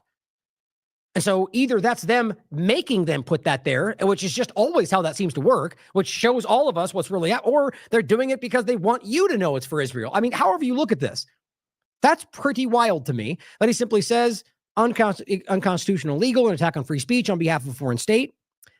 But this was the first example, simply showing you what they're saying in regard to why this is obviously, well, more so this is about the funding to colleges, but it's the same vein of conversation. The removing of $400 million of funding to colleges, which again, I'm the first part of this. I don't believe any of them should get federal funding. But the point is still the same, and he makes it very clear in this. Glenn Greenwald is a constitutional lawyer, but the point is that ultimately it's contingent on specifically the kind of speech that they can and can't say. So there's no way around this.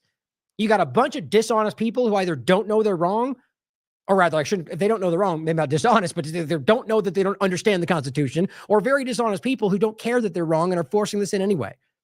I just have to believe that most people are both smart enough and have enough integrity to be able to say this is a problem, even if you still decide to support Donald Trump. Say Israel, he didn't even use the claim of anti-Semitism, which he has done in his executive order to crack down on this, but it's very clearly, this is what he's talking about. So this is what Stefanik said. She said, quote, under President Trump, colleges and universities will be held accountable Anti-Semitism and anti-Israel hate will not be tolerated on American campuses. Promises made, promises kept, end quote. So you hear what she said there. She didn't just say anti-Semitism, which is the smear that this claim that these are anti-Semitic protests is ridiculous. But she's not even just saying that. She's also saying they're anti-Israel. And that anti-Israel hate will not be tolerated. Just completely ridiculous. Just a flagrant violation of the right to free speech in this country. And it's on behalf of a foreign power, on behalf of a foreign country. So Glenn Greenwald, who everybody knows, he explained in a video that he posted on X why cutting federal funding over political speech and protests is a violation of the First Amendment. Because you hear from people, oh, it's not like they have the right to the federal funding. And I especially hear this, from being a libertarian, this is what people always throw at me. But what Greenwald says here is important. So he said, and he's a constitutional lawyer for those who don't know. He said, quote, "You can take the position that there should be no federal funding of universities, or there should be. That's independent of the free speech point. Once the federal government or any government decides to offer a benefit that's optional, it cannot then condition receipt of that benefit on your expressing a particular view, your affirming a particular view, or your refraining from expressing a political view. This is basic First Amendment doctrine," end quote. So this announcement from Trump came after a very bizarre statement from... Very important to think about. Now, the other point to really add that I said before, but to really think about again, is that in the first place, these were not anti-Semitic protests.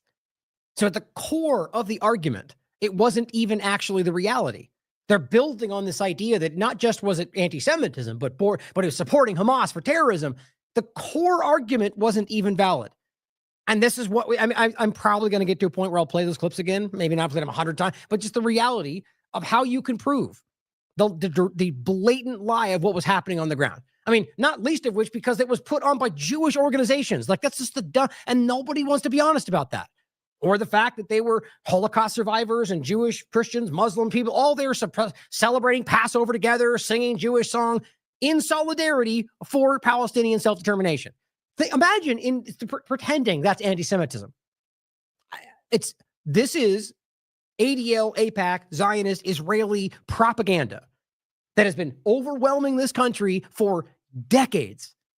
And I think it's not even, it's crazy to me that today that's not even contentious. It's only contentious in the circles of people that are refusing to acknowledge that, who are afraid to call it out because they'll be attacked by the people that they're side with. Overall, the world has come to terms with this.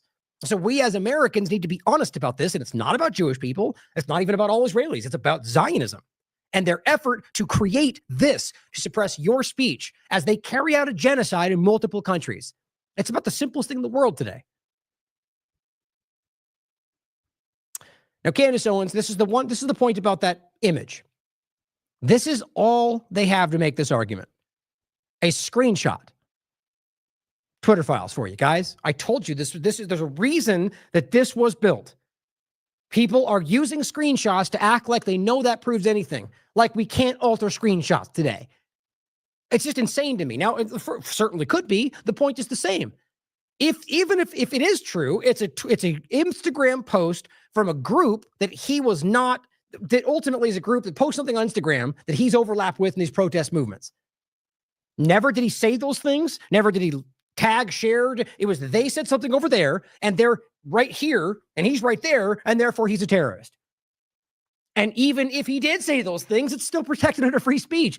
So this is the most abstract manipulation I've ever seen. Like, how do you not see that this is not in their interest?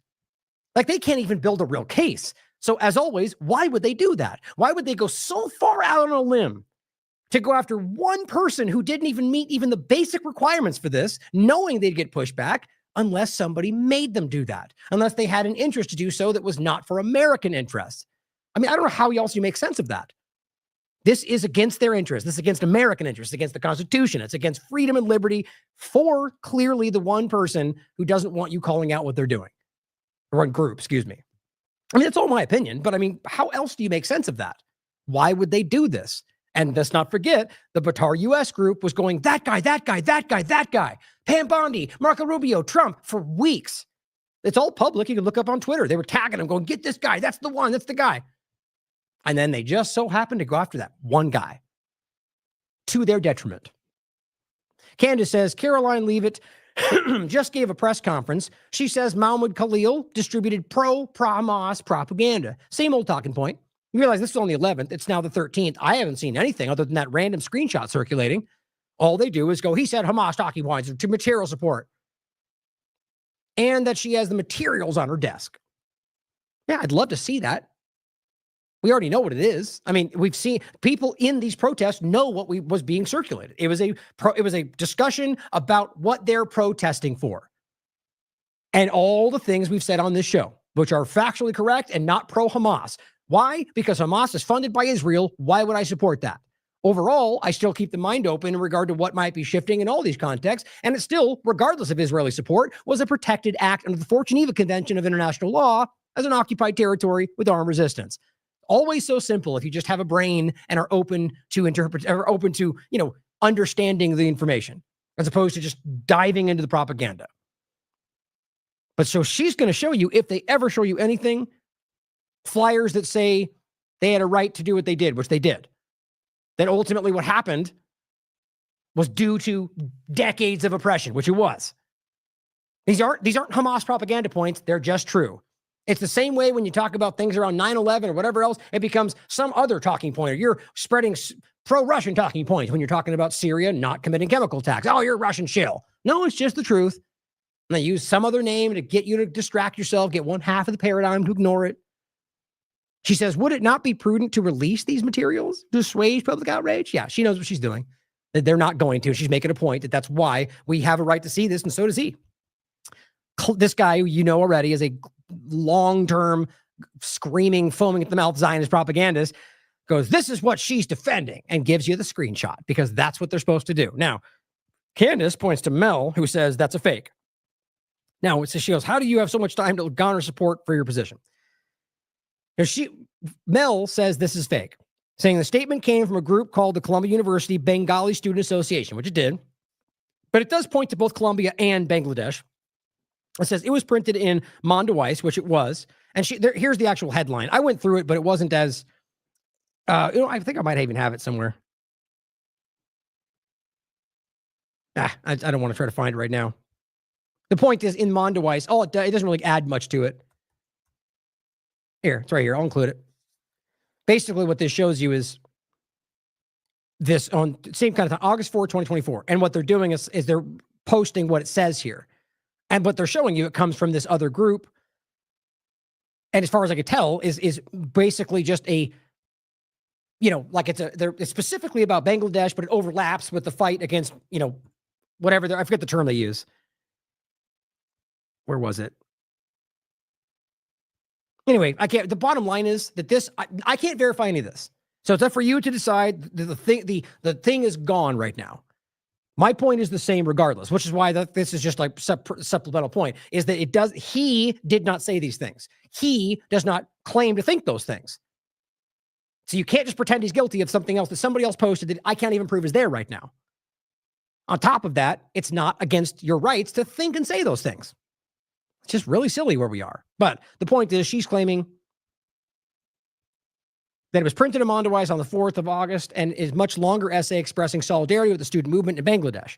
On August 8th, the IG accounts called Jews in Schools and Anti-Semitism Today posted this picture, claiming it was from CUAD's page after Twitter user named this, whatever that says, Stress Studio posted the Mondawais article to his X page. This is the evidence of radicalism all the Zionists are using to attack him. Now, again, what I'm showing you is that I can't flesh it out. All we have is a screenshot. She's claiming that it wasn't actually that post. If you click on the link, which you could find somewhere down here, it's gone. It just says not there. So I tried to use the Wayback Machine. Every single one of them wouldn't load. To me, it's irrelevant at this point because even if he did say it, it wouldn't be a violation of his constitutional rights. And he didn't say it because it's clear. Not even they're claiming that. They're just simply saying that he's guilty by association, basically. Aren't we already aware of how this works, guys? Oh yeah, and I remind myself. So it's no different. So think about this. If Biden decided during his last administration to deport somebody on a green card who happened to be at January 6th, right? But didn't do anything violent, just happened to be there, right? Was just protesting for, they believed that they was stolen, or maybe they just believed that we had a right to be there, okay? And there was a group over here, Proud Boys, you pick whatever you want. And they were going, end to the country, take down the White House, whatever, right? And then that person got deported because they said those things and he was right there. Are you okay with that? I mean, guys, it's not very hard to find an overlap here. I get why this is easy for some people because you've been trained to think this is your enemy. The reality, though, is even if it is your actual enemy, that's not what Khalil is. In this context, if you're not okay with that, a person wearing a red hat, here on a green card, been here for 10 years, who's protesting because they believe we have a right to protest the government, and another group was screaming, end to the White House, and then he gets removed from the country. If you're not okay with that, and you're okay with this first one, then you're being a hypocrite. It's the same point. It's important to stand on principle more than ever. Now, Glenn retweeted this. First, the tweet is Shadi Hamid saying material support, which is what they keep claiming, which I believe is absolutely untrue, like provably untrue, because material support is a very different thing than even saying I support Hamas, let alone going free Palestine and then going wink, wink, that means Hamas, or some other group saying something. He says material support for a designated terrorist organization is illegal under U.S. law.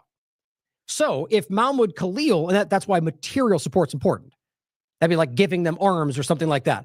And it says, so if Mahmoud Khalil is found to actually have supported Hamas, he should be charged accordingly, right? And the relevant evidence brought before a judge. That's how due process works. You see my point? That's not what's happening right now. He says, I've actually tried to find any evidence that he expressed even rhetorical support for Hamas. As far as I can tell, he did not. Or any other FTO or, designated terrorist organization in any public statement he made. I cannot see a single indication of this because it doesn't exist as far as I can tell. That wouldn't even be material support, which is my point, and would probably still fall under First Amendment speech. It would. But he didn't even do anything like that, he says. And he was speaking very frequently given his role. He was constantly in the public. This is very crazy and dangerous, guys. This should be unnerving to everybody who actually understands free speech and the constitutional rights that we have inherently, not because the government doles them out to you. The most serious allegation, he continues, that anyone has surfaced is that he might have been standing in the same room as some Maoist posters. That's the claim of what they posted over there. How you don't even know if he was around them when that was posted or if he even agrees with it or anything. And even if he was, it does not mean he says it or think it. You can't hold him accountable for that. It says, or the existence of some social media post that some other person made and that it doesn't even seem he was even aware of. In fact, his many recorded statements are extremely measured and reasonable and absolutely would fall under the First Amendment. See, that's what it looks like to actually look at what he's saying and listen, as opposed to reading what Charlie Kirk says he said. That is Twitter file stuff, guys. That is the way you've been played. This episode is very revealing of a deeply hierarchical and authoritarian undercurrent in society. I find it mystifying, he says, that many people whose public-facing identity has been based around disinterested defense of political speech and civil rights very recently are not just okay with this, but are defending, and that's what I was just saying earlier, and deriving a sense of what does that say? It looks like a German word I'm not familiar with. Pleasure derived by somebody from other person's misfortune. Totally. My God, that's a perfect word for this. How do you say that? Schadenfreude? How would you say that? Schadenfreude? I'm sure I'm mispronouncing it. The point, guys, is that this is exactly what I was talking about.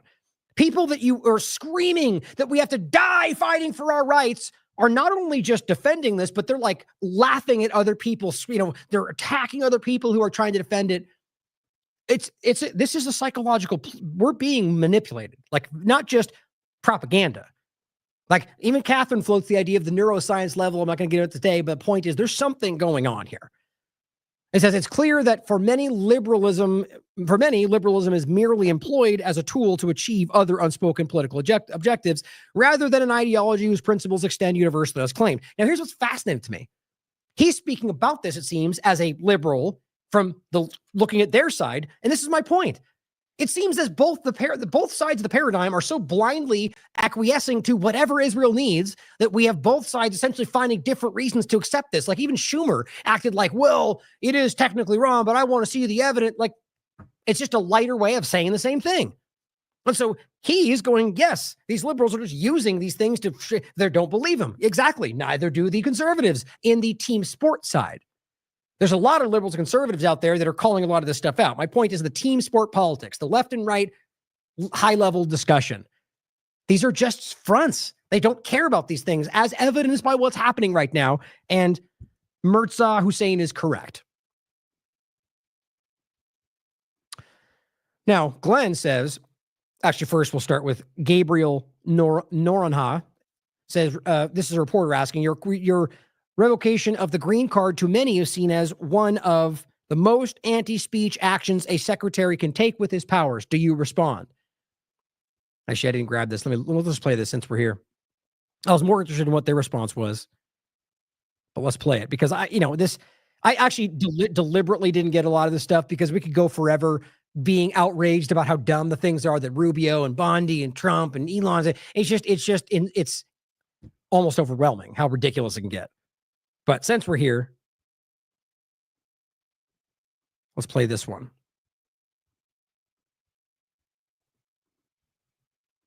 President Trump appealed to a lot of Americans during his campaign on free speech arguments and not suppressing speech, especially from the government. But your revocation of the green card to many is seen as one of the most anti-speech actions a secretary can take with his powers. How do you respond? Yeah, when you enter this is an important point, and I'm glad you asked this question. When you come to the United States as a visitor, which is what a visa is, which is how this individual entered this country, on a visitor's visa. He's wrong, by the way. It's a green card. He has a green card. Right, so what's crazy about this is originally they all went with visa. They all said and then all of a sudden someone's like, well, he doesn't even have these green cards. Well, that one too. And then all of a sudden they broadened it out to green cards as well. But it just shows you that just like, okay, whatever, that too. Okay, make it whatever we need to make it to make this make sense. Okay, you are here as a visitor. We can deny you that visa. We can deny you that if you tell us when you apply, hi, I'm trying to get into the United States on a student visa. I am a big supporter of Hamas, a murderous, barbaric group. He was not. He's lying, right? This is a wholesale lie. That kidnaps children, that rapes teenage girls. Also a lie, by the way. Girls, that takes hostages, that allows them to die in captivity. Oh, really? Instead of being bombed by Israel's bombs or them using their own bodies to protect the hostages, like every one of the hostages have publicly said and still do. I mean, this is what's so stupid about this.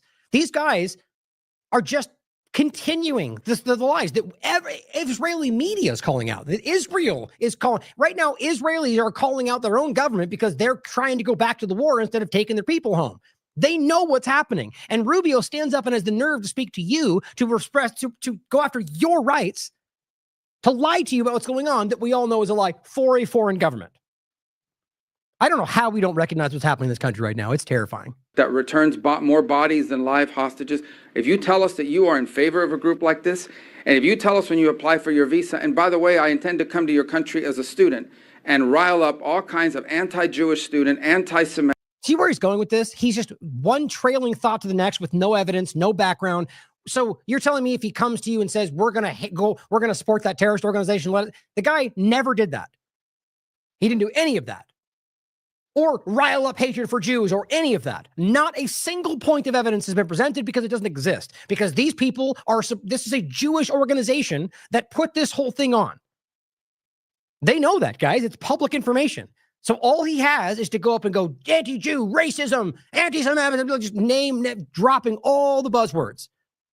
Pro-Hamas, terrorism. It's the same thing all the sycophants on Twitter are doing. It's blatant lies. Activities. I intend to shut down your universities. If you told us all these things when you applied for a visa, we would deny your visa. I hope we would. If you actually end up doing that, once you're in this country on such a visa, we will revoke it. And if you end up having a green card, not citizenship, but a green card as a result of that visa while you're here in those activities, we're going to kick you out. It's as simple as that. This is not about. That's not how that works, guys. It's just not how that works. I mean, we just went over this. This is not the reality. So if you are smart enough to see that there is a legal process to this, that you still have the right to due process and in front of a judge and have the evidence presented, and if they don't, they can't just revoke you because they don't like your ideas.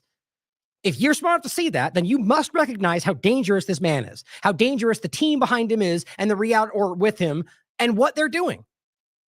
It's either that they actually don't know this, which is almost more terrifying, or they're doing it for something else, either themselves or another country. It doesn't even matter in this point in the context right now. They're doing it. They're going after your rights. They are actively suppressing the rights of people in this country for their own agenda. We all have to call this out. About free speech. This is about people that don't have a, we're going to kick you out. It's as simple as that. This is not about free speech. Yes, it is. It's as simple as that. But that's why they have to keep screaming that, because their sycophants will then repeat the talking point. There's no way around it. You don't just get to say it's not. It is. By definition, by law, by every other point. Rubio doesn't get to dictate what is and is not part of free speech. This is about people that don't have a right to be in the United States to begin with. No one has a right to a student visa. No one has a right to a green card, by the way. No one has a right to, like, what you're beginning to say, that's, you could also add, no one has a right to be in this country as an American.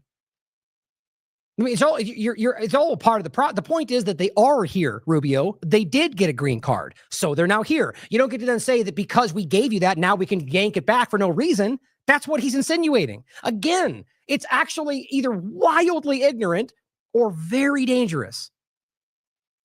So he got the green card. Okay, so now he's legally here.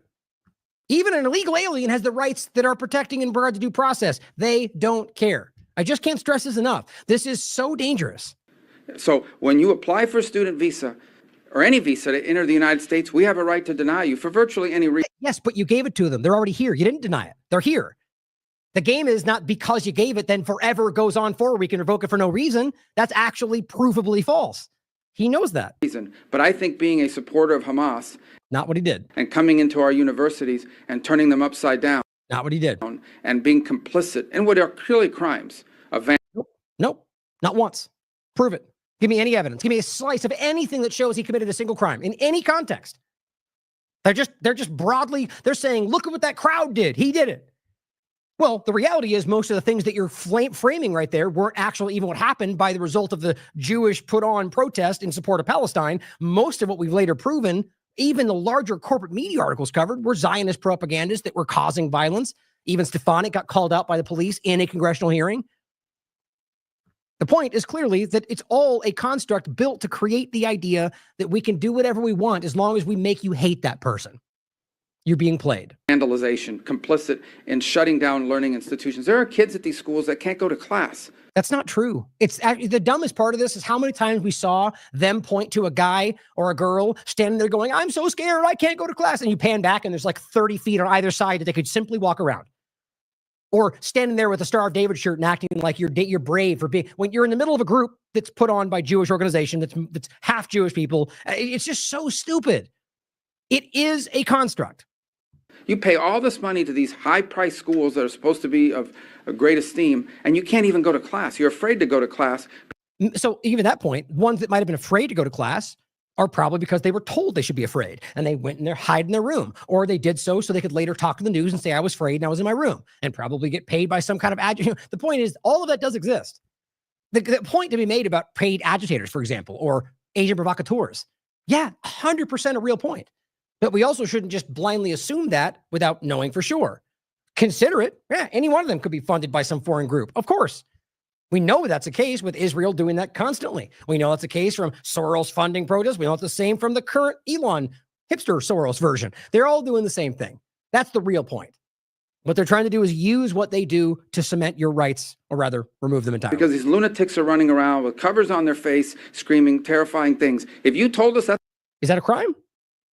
Pretty sure it's not a crime. That's what you intended. Welcome to America 2025. To do when you came to America, we would have never let you in. Oh, great. So if you wear a face cover and scream things they don't like, we never would let you in. Great. I mean, there's really no air in this conversation, guys. This is dangerous.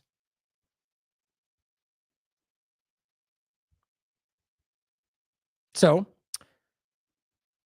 Glenn says, just by the way, independent of all the other censorship justifications offered by Rubio here, what is the basis for claiming Mahmoud Khalil is a Hamas supporter?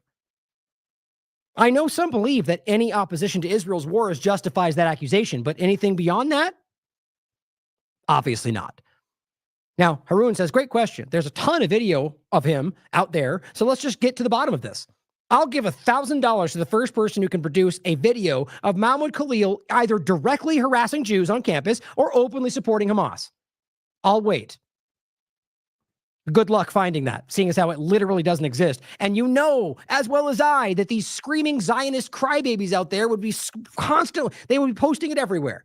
And I'm not talking about just anybody in that category. I'm talking about the ones online that we're talking about. The ones that are vicious and deceptive and constantly framing, pretending people aren't starving, pretending like it's a bastion of freedom and they're swimming in swimming pools in Gaza, like it's gross. You won't find a single example because it doesn't exist. This is what I just looked at. I didn't see this before, but it's the same point.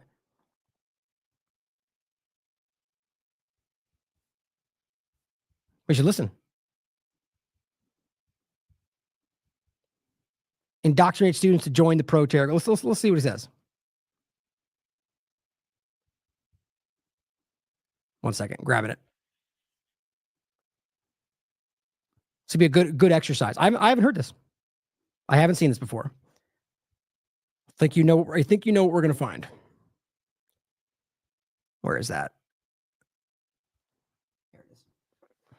As you've seen, Oh, sorry. It's really low. Palestinians have tried multiple forms of resistance, whether it is armed, unarmed resistance, peaceful, whatever.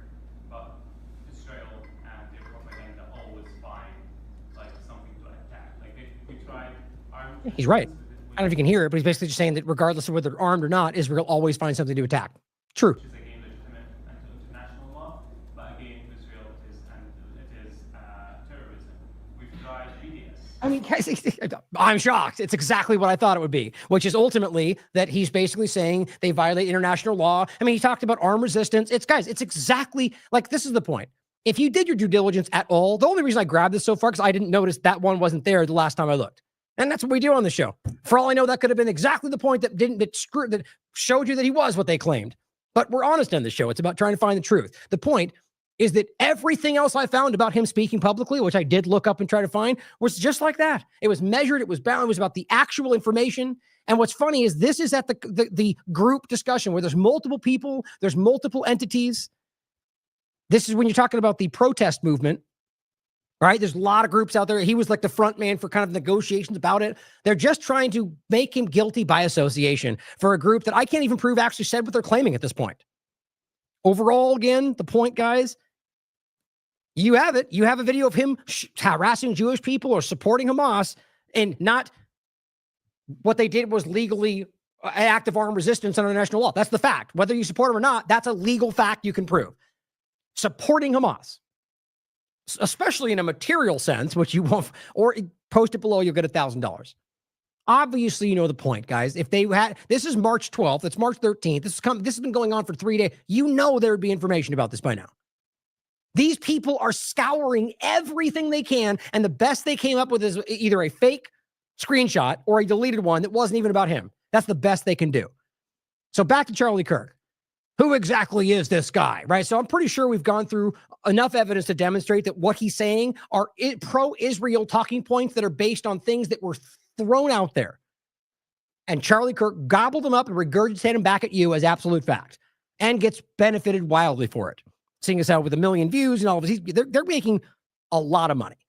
I honestly don't know because the Laura Loomer overlap was suggesting hundreds of thousands.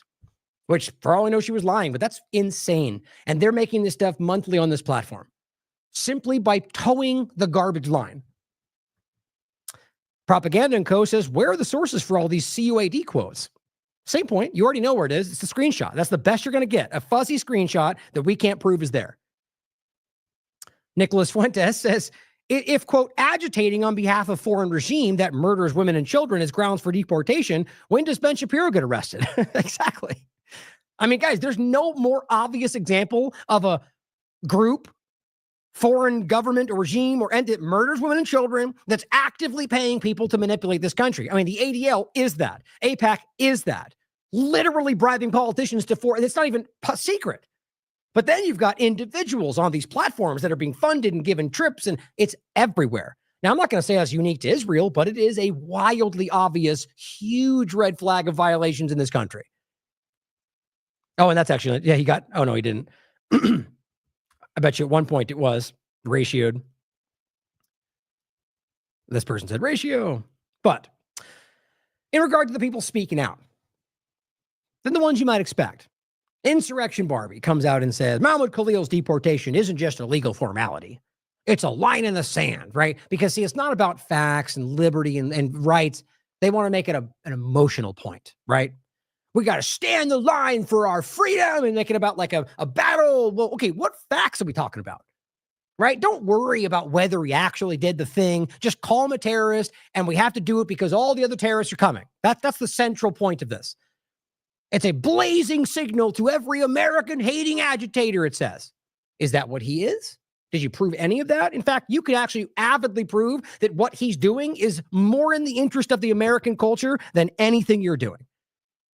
He's calling for things to be, like, if you listen to him, international law, calling about the reality of the crimes that are being committed, largely including the United States government. But people like this don't care, right? If you actually want something to change in this country, the last thing you should do is let them keep doing what they're doing.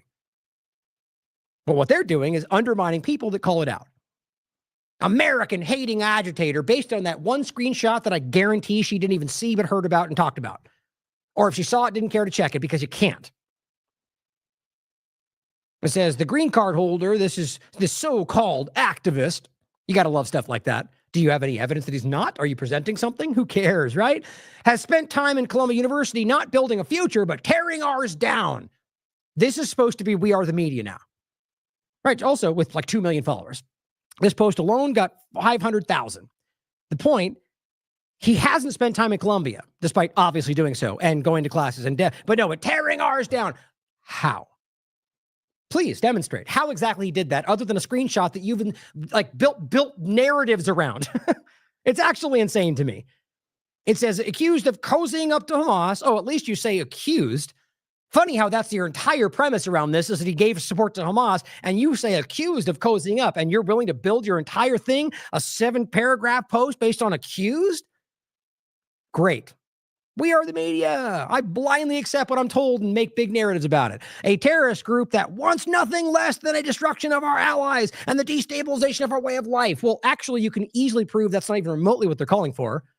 Also, Israel funded them into creation, and they're still, obvious same point. They don't care. Doesn't matter. I've posted that under her so many times. They don't care, guys. They know that's the case. They know the reality of what's with October 7th. They don't care. They just don't.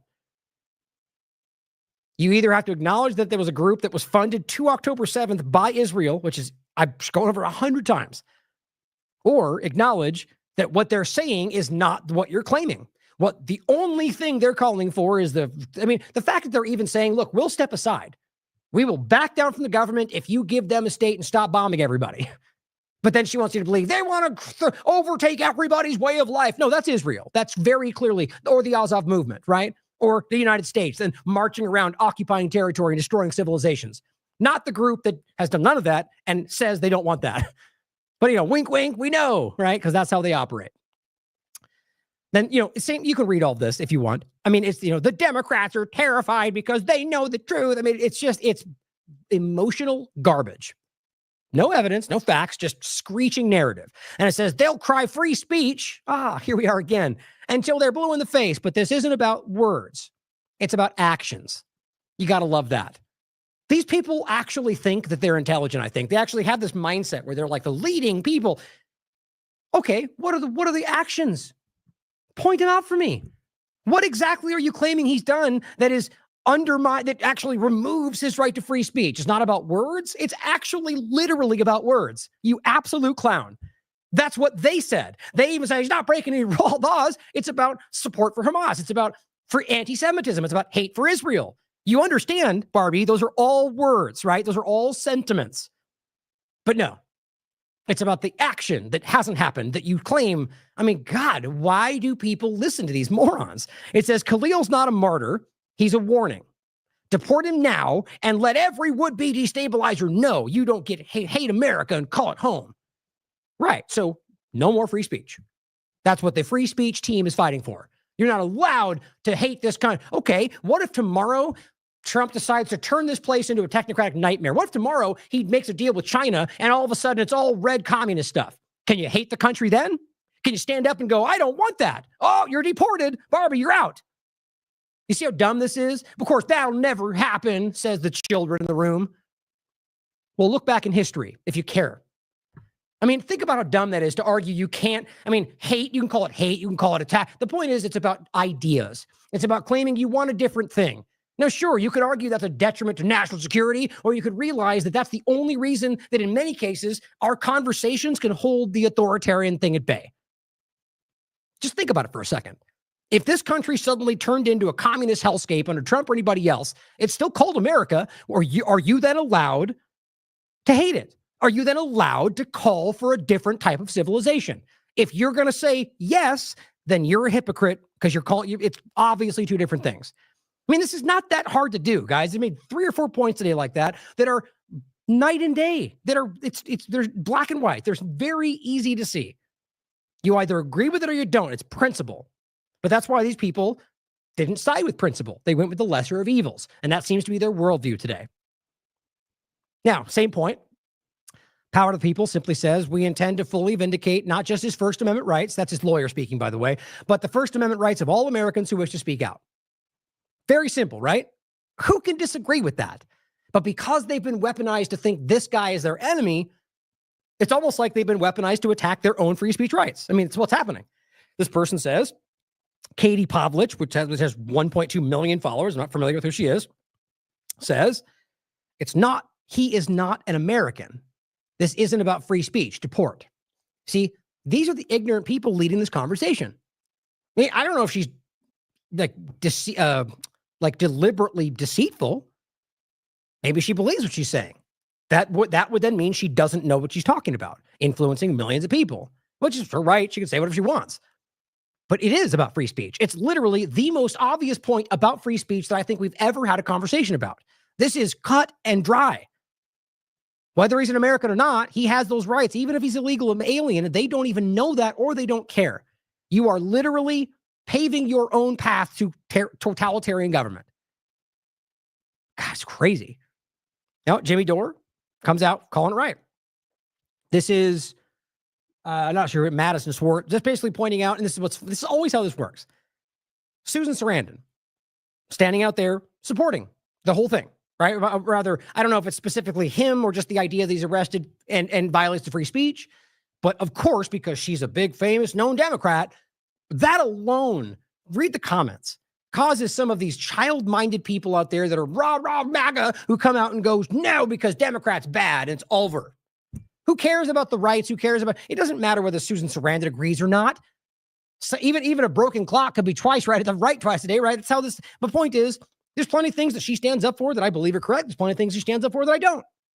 Be your own person. Stop following the crowd. The reality is that she's correct. It is about free speech. Jimmy simply says free speech is for everyone.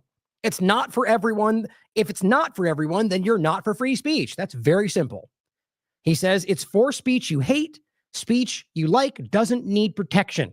Good on Susan Sarandon. Of course, you're a Democrat. That's at least where this fake conversation of bots on Twitter has evolved into. But this is where I find this so interesting. Now, again, these could be bots. These could be people that don't care, just want to get everyone worked up. But it's worth considering the conversation because this platform is overrun by stuff like this. This person says, we don't owe free speech to non-citizens. God, so you see right out of the gate, I feel really bad for people if they feel like this is decades of what's the right word for it? Like de-education or whatever you would call it, like decades of our broken system teaching people that they were given rights, not that they are inherent or God-given, right out of the words used in these documents that they're given. Because that's what Trump and Rubio and them, that's what they constantly insinuate, right? So when he says we don't owe free speech, you don't owe or give it to anybody. It's an inherent right. So right out of the gate, he's showing that they don't understand this.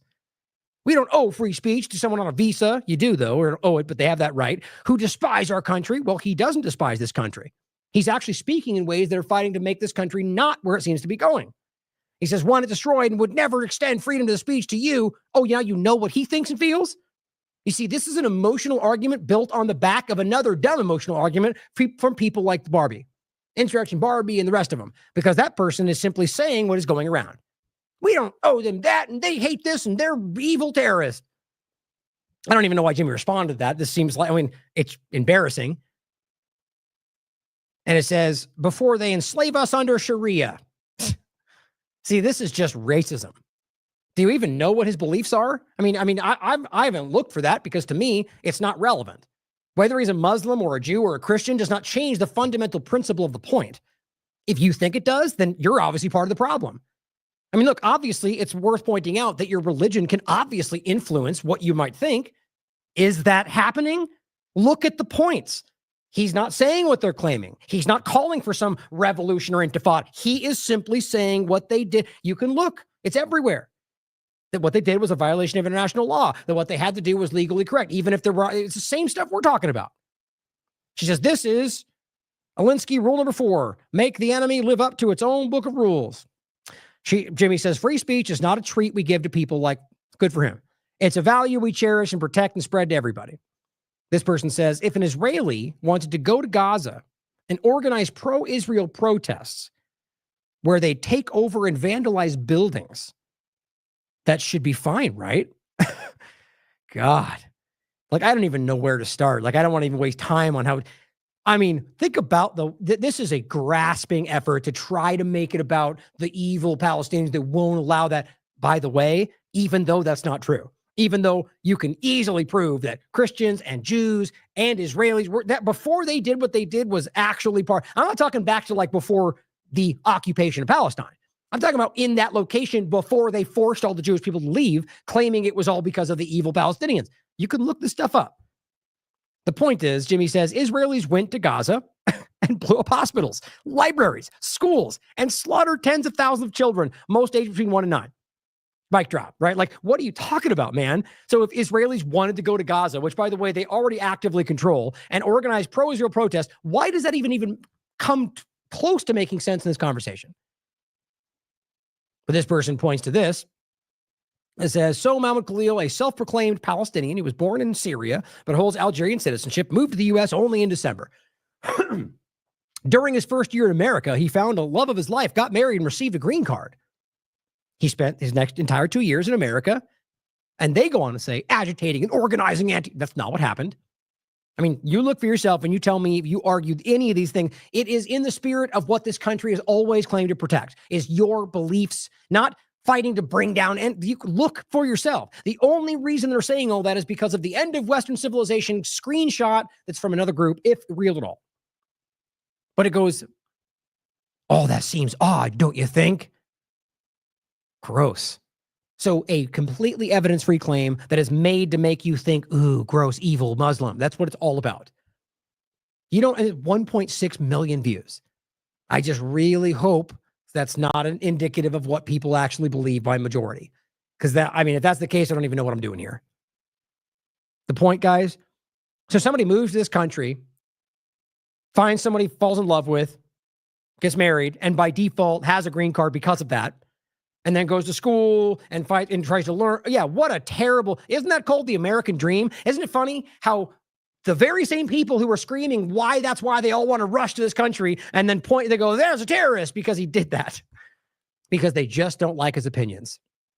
It's actually, the more we go through this, I'm just floored. I can't even believe we're talking about this right now. Another comment. This person says, you can support free speech and still deport Hamas supporters. Another ignorant comment. Probably bots, though. This kind of stuff, I find it hard to believe. I shouldn't say that. I know there's dumb enough people out there that don't know these things, but I find it hard to believe this much of it's there. It says they can have their free speech in Palestine. It's just, I don't even need to engage with these things. It's so stupid. And it says, Jimmy loves these terrorist sympathizers. He'll take anyone who's willing to SHIT all over America. You know why they say that? Because Jimmy, like myself, calls out the accurate representation of what the U.S. government has done. If you listen to Jimmy and myself, we're not talking about the country should be torn down and the people. We're fighting for those people. What we're talking about is the government that pretends to fight for liberty and freedom is not. And that is as simple as 1 + 1 = 2. Look it up. Their own documentation. I mean, they often point back to their own crimes to make points for today. It's all there. But that's what you get. He never speaks against Hamas. Well, actually, I've heard him make comments about it. The point is that we're making similar points. It's all the same thing. These people are screeching about anything that makes it seem like we have to stand with this authoritarian administration, or government rather, because it's both sides. This person says the Constitution protects free speech for citizens, not aliens. You're incorrect. He's even got his little drinking coffee mug thing because he thinks he's so smart. You're wrong, bud. You're very, very wrong. But he got 106 likes because people lean into what they want to believe. The reason should be glaringly obvious. Enemies would just waltz in, as Khalil has. Oh, he's an enemy now. Okay. Without any due process. Got it. Call for America's violent destruction, which he didn't do, and commit other crimes, which he didn't do, likely with other foreign governments. Funny how you go that direction, even though there's no connection, but there very clearly is to all the people you probably support. The point, guys, is yes, they do obviously have free speech, constitutional rights, and just waltz in. I mean, you don't just get handed. I mean, the reality is clearly what they're talking about is this guy had a green card. And yes, even for illegal aliens, as we talked about. When you're talking about just waltz in and do those things, guys, what he's suggesting are crimes. Violent destruction. Yes, well, who cares? It doesn't matter what if you're a citizen or a green card visa, you still get arrested for those things. It's like these people can't grasp that there's already laws in the books for all the things they think are happening, but they need to deport a person who has rights because those things are, I mean, it's just illogical.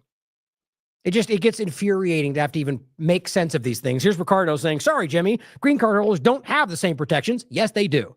Yes, they do. You know why he says that? Because Grok said. And look at what they cite. The Patriot Act. Great. So your freedom-loving First Amendment free speech government right now, where, one of the people in that are ones that are pushing out fake information on Grok, apparently, wants you to know that because of the Patriot Act, you don't have rights. As it applies equally, guys. You realize green card, it doesn't matter. I mean, if it applies to all, it applies to none if the argument they're making stands. We are in a dangerous position right now. Michael Tracy says, this completely predictable assault on free speech would be much easier to take if we hadn't just gone through an entire 2024 campaign in which dopey podcasters and RFK acolytes adamantly argued that restoration of Republican executive power was necessary to restore free speech. I mean, look, if it's not clear, Michael Tracy is very partisan. I can't remember how many times I called out some of the nonsense he put out during COVID-19. So just as always, as I demonstrate for you, it's not about the person. It's about the content. It's not, and this doesn't mean I agree with everything Michael Tracy says. The reason I'm making this point is because you remove the name from the account. The content is what matters, and that is accurate. They just spent years pushing the idea that they would fight for all these things and win it back from the evil Democrats, and the first things they're doing are destroying all of that. This person says, so he's here on a green card, actively fighting against our government and way of life, which is not true. If this was a U.S. citizen, but this is someone who agreed to follow rules so did we, by the way, it's called a law. I mean, I'm done with these. It's just this guy had the point on this one is that he did a good job of battling this guy back. When somebody said there's no term of anyone's green card that says you can't protest the warmongering of a foreign state. Candace says, well, I'm feeling like I want to skip all of these right now just for time and because I'm getting mentally exhausted from dealing with all these things. But the point on this one was simply, Candace, I didn't agree with what she said mostly, or in some way. People hate to hear this, but alas, I must speak it. She says, there were many students who engaged in recorded harassment and broke the law while protesting. On both sides, very clearly, right? The Zionist people were caught constantly, never charged for it. The people in the Palestinian protests were often accosted like in the middle of the night and then held accountable like they caused violence. But the point is accurate that there were examples of violence on both sides. That's true. There were plenty of students who were rightfully arrested, which is also true we don't talk about. But he goes, why didn't Trump's DOJ simply choose one of them? They actually carried out violence and got arrested for it because it wasn't about that. It was about what Israel wanted.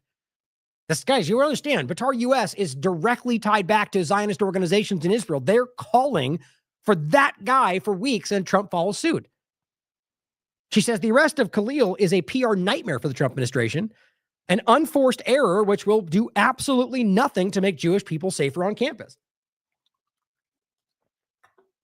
She goes on to say, It will increase anti-Israel sentiment in America and across college campuses, which is what Israel wants, rather what Zionism wants. They want that so they can rationalize why they have to exist. I mean, that's very prominent conversation today. Orthodox Jewish organizations all around the world screaming about this. I think I have one of these tweets included. It will increase the perception of Jewish supremacy. It will all, she says, it will be used in rhetoric against Republican Party candidates in future elections. This is my point earlier. There's literally no benefit to them at all. Have to ask why they would do that. It's not correct. It's not legal. It's not in line with our rights, and it's against their interests. You getting the point, guys? This is for somebody else. It says, arguing whether or not a green card holder can have their residency revoked at any time for any reason. I don't know what she means exactly. It's playing chess, not checkers. I was trying to think of how she meant to apply that. The point is obviously that it's not in our interest. But it says it would have been an easy win to just deport a student who had a criminal record. It would have been. And it would have even assuaged some conversation about it. It might have even made the same threat. But she goes, the Republican Party position is supposed to be tough on crime, not tough on the speech we don't like. We protect speech, all of it. Speech we don't like, speech we don't agree with. Speech we don't like is not violence. Violence is violence. Exactly. It's really not that difficult. This person says, you're right to a point. Speech that is against our national interest by a green card holder is not to be tolerated. You see, these are ignorant people. They're wrong. What they're doing is trying to carve out an area where they can then say, well, we don't like what you're saying today. First green card, then visa, then Americans, guys. That's how this works. And either way, that's my point, is it's the same. If you remove if you claim that your inherent rights don't apply for a green card holder, that applies to you right there. It's about any person in this country. They're right now trying to make that point. It says visitors should not have the same protection. It's just ignorance. Same point. Candace says, this person says, also, it's important to point out that anti-white sentiment has been normalized at universities for years now, which is true. And no school has lost funding over that.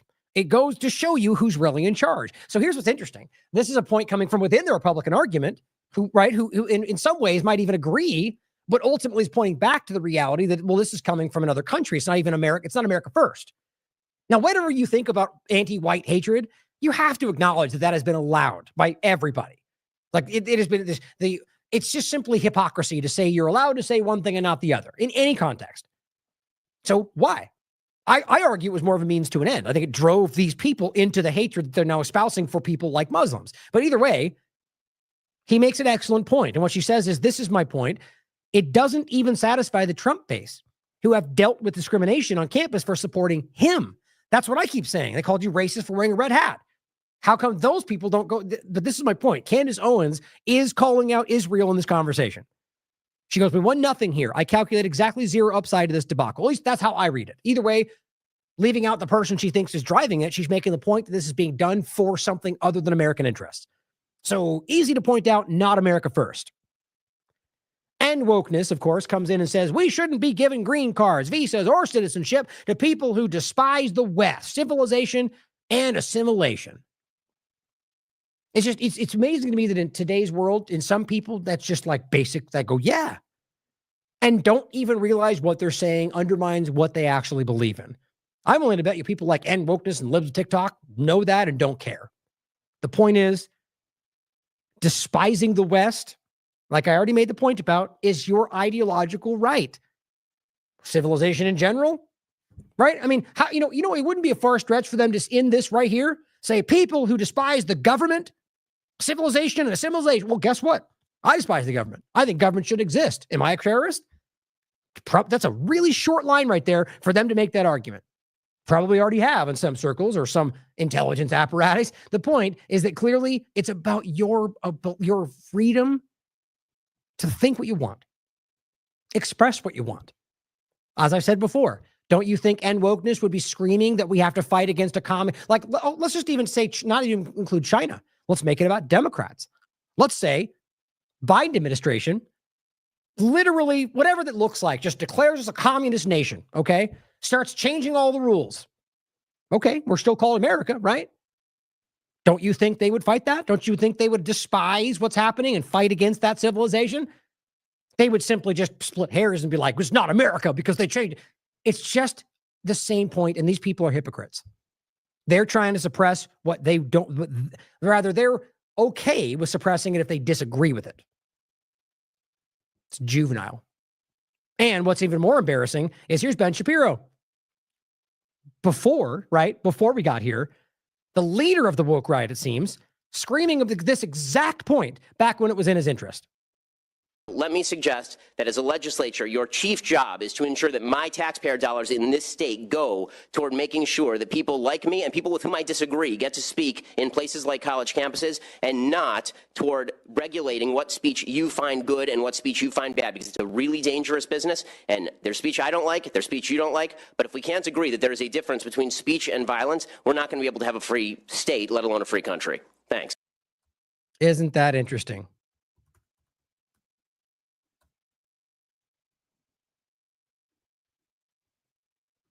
Just including that. Just put it out. This didn't age well. I mean, guys, you can't, this is simple hypocrisy, right? I mean, it's only words. That's why they're so desperate to make it action and violence, because they know it's not, it's words. And so if you're going to pretend there's any kind of logical consistency here, well, yes, I agree that Ben from 2016 or whatever it is, that this is ultimately a conflation of violence and words. And yes, it is a slippery slope. He doesn't care. Whether this has always been a game to do this for Israel or whatever he's fighting for, or he did change his mind, it doesn't matter. He's a hypocrite. It's obvious. And it says deporting people because they disagree with you is the ultimate form of woke cancel culture. What happened to universities not being safe spaces? Oops. Well, this is an important overlap. This is Trump from two different examples, calling you stupid and foolish for caring that what he's doing is provably unconstitutional. Or rather, I should say clearly what he's suggesting would be unconstitutional. And he says you're stupid for saying that, or foolish for saying that. It's no different. I don't know why we can't see the continuity here. And then I'll play the clip from the current border czar telling you that there are limits on your speech. And maybe you agree with that. And if you do, then be honest about it. We're losing a lot of people because of the internet. And we have to do something. We have to go see Bill Gates and a lot of different people that really understand what's happening. We have to talk to them, maybe in certain areas, closing that internet up in some way. Somebody will say, oh, freedom of speech, freedom of speech. These are foolish people. We have a lot of foolish people. And I think you should get a 1-year jail sentence if you do anything to desecrate the American flag. Now, people will say, oh, it's unconstitutional. Those are stupid people. Those are stupid people that say that. I mean, obviously, the only reason he's doing that is because he wants people to get emotional. So people that follow, they look to him for their marching orders. They, oh, that's okay. That's dumb. We don't say that. The truth is that you can easily prove that obviously shutting down the internet would be an obvious violation, but the flag is even more obvious. Supreme Court has roundly ruled that is, I mean, Ron Paul many times has made eloquent arguments in Congress about why that. It's clear. Now, if you want it to change, well, then make the argument. But for him to simply say that you're dumb for thinking that shows you that either he doesn't know he's wrong, which again is scary, or that he's trying to shout you down from knowing that for his own political interests. This is just dangerous, guys. That last clip was very recent. It was either right before he got elected or right after. I forget the exact time, but it was this last recent conversation. Now here is that clip. ICE acting director. Oh, wait, I thought he was the border czar. Oh, he's border czar. Acting director as well, Tom Homan, comments on specifically Mahmoud Khalil. Now, this clip is really bad. Just the audio is really low. I won't speak. So I'm going to give it a second. Turn your audio up so you can hear it. He's simply saying that you have limits to free speech. And again, it's not like this one's not cut and dry. Plenty of people argue the fire in a theater point. We'll discuss it after, but listen to the point.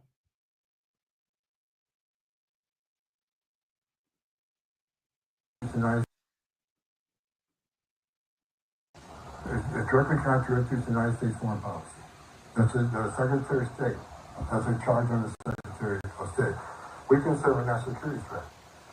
When you're on campus, and they say, and I hear freedom of speech, freedom of speech, freedom of speech. Can you stay in a movie theater and yell fire? Can you slander somebody verbally? Free speech has limitations, but when you go to a college campus, you incite protesting and locking down and taking over buildings and damaging property and handing out leaflets for Hamas, who is a terrorist organization. Coming to this country either on a visa or becoming a resident alien is a great privilege. But there are rules associated with that. You might be able to get away with that stuff in the last administration, but you won't under this administration. Okay. Sorry. I didn't mean to speak up in the middle of that. I forgot I was not muted. It's the same point, guys. You realize how alarming it is that every single member in this, him, Rubio, Bondi, Trump, they're all saying the same things that we can prove are lies. Every single one of them. Hold on. I'm going to say that's why I usually stop it because I forget the points that we go through. Okay. We consider him a national security threat. They consider him a national security threat. Same point, based on words. When you're on campus, and they say, and I hear freedom of speech, freedom of speech. And you got to love that. The same thing like, oh, freedom of speech. Sounds familiar, doesn't it? What's funny about it is it's not like they're saying, I get your concerns, but it doesn't apply here. That would be like an expected, even politically like appropriate response. No, freedom of speech. That's how they respond when you're bringing up a valid concern. Even if you want to argue that it's nuanced, that shows you that they have no respect for your belief in the Constitution. They do not believe in your rights. They don't have a right to remove them. It's inherent, God-given. They're always there. But we know they don't care. This is evidence. But realize that every time freedom of speech, they're making fun of it. They think they laugh about it. That's the sense I get. Can you stand a movie theater? They say, and I hear freedom of speech, freedom of speech, freedom of speech. Can you stand a movie theater and yell fire? Okay. Yes, you can. Now, I would love to put that to the test, like a real world experiment, because it's interesting to think about, right? In despite the kind of rhetoric and the long-term sentiment, what's the actual crime being committed? Like, what if you actually thought there was a fire? How would you ever prove that? I'm willing to bet you that there's no way we could actually get that to stick today. Right? I mean, because like you're sitting in a theater, first conversation, maybe you smell smoke and you go, fire. Right? Okay. You maybe you're wrong, but maybe you genuinely thought that. Okay. So everybody then does what they do. Either they decide to look around, or maybe the one guy gets up and tears out of there and breaks his neck. Okay. Is that your fault? I mean, this first case is when you maybe thought there was actually a fire. Obviously not. You were even trying to warn everybody because you maybe thought there was actually a fire. But that guy acted like an idiot and got up and scrambled out of there and broke his neck, maybe because he was scared. That's not your responsibility in any case. The moment we ever got to a point to where you could claim somebody else's actions were your responsibility, and I'm not talking about, you could make arguments about some kind of coordinated, like you gave orders, but in this context, someone you don't know, who's not even there with you, who makes their own action because of what you said. That's their choice. That's their discernment. Now, yes, I understand why the logic applies, because you scream that and people get hurt. Arguably, it's your responsibility, right? But my point has always been, if we're going to draw a line, like a principled line, we have to draw it. We have to say, the moment you allow that, you get this. Well, you can't say that, can you? Therefore, deport.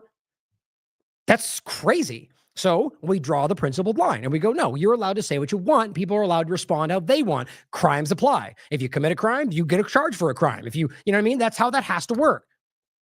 Now, back to the point is, if you actually thought there was a fire, how in the world could you be held accountable for that?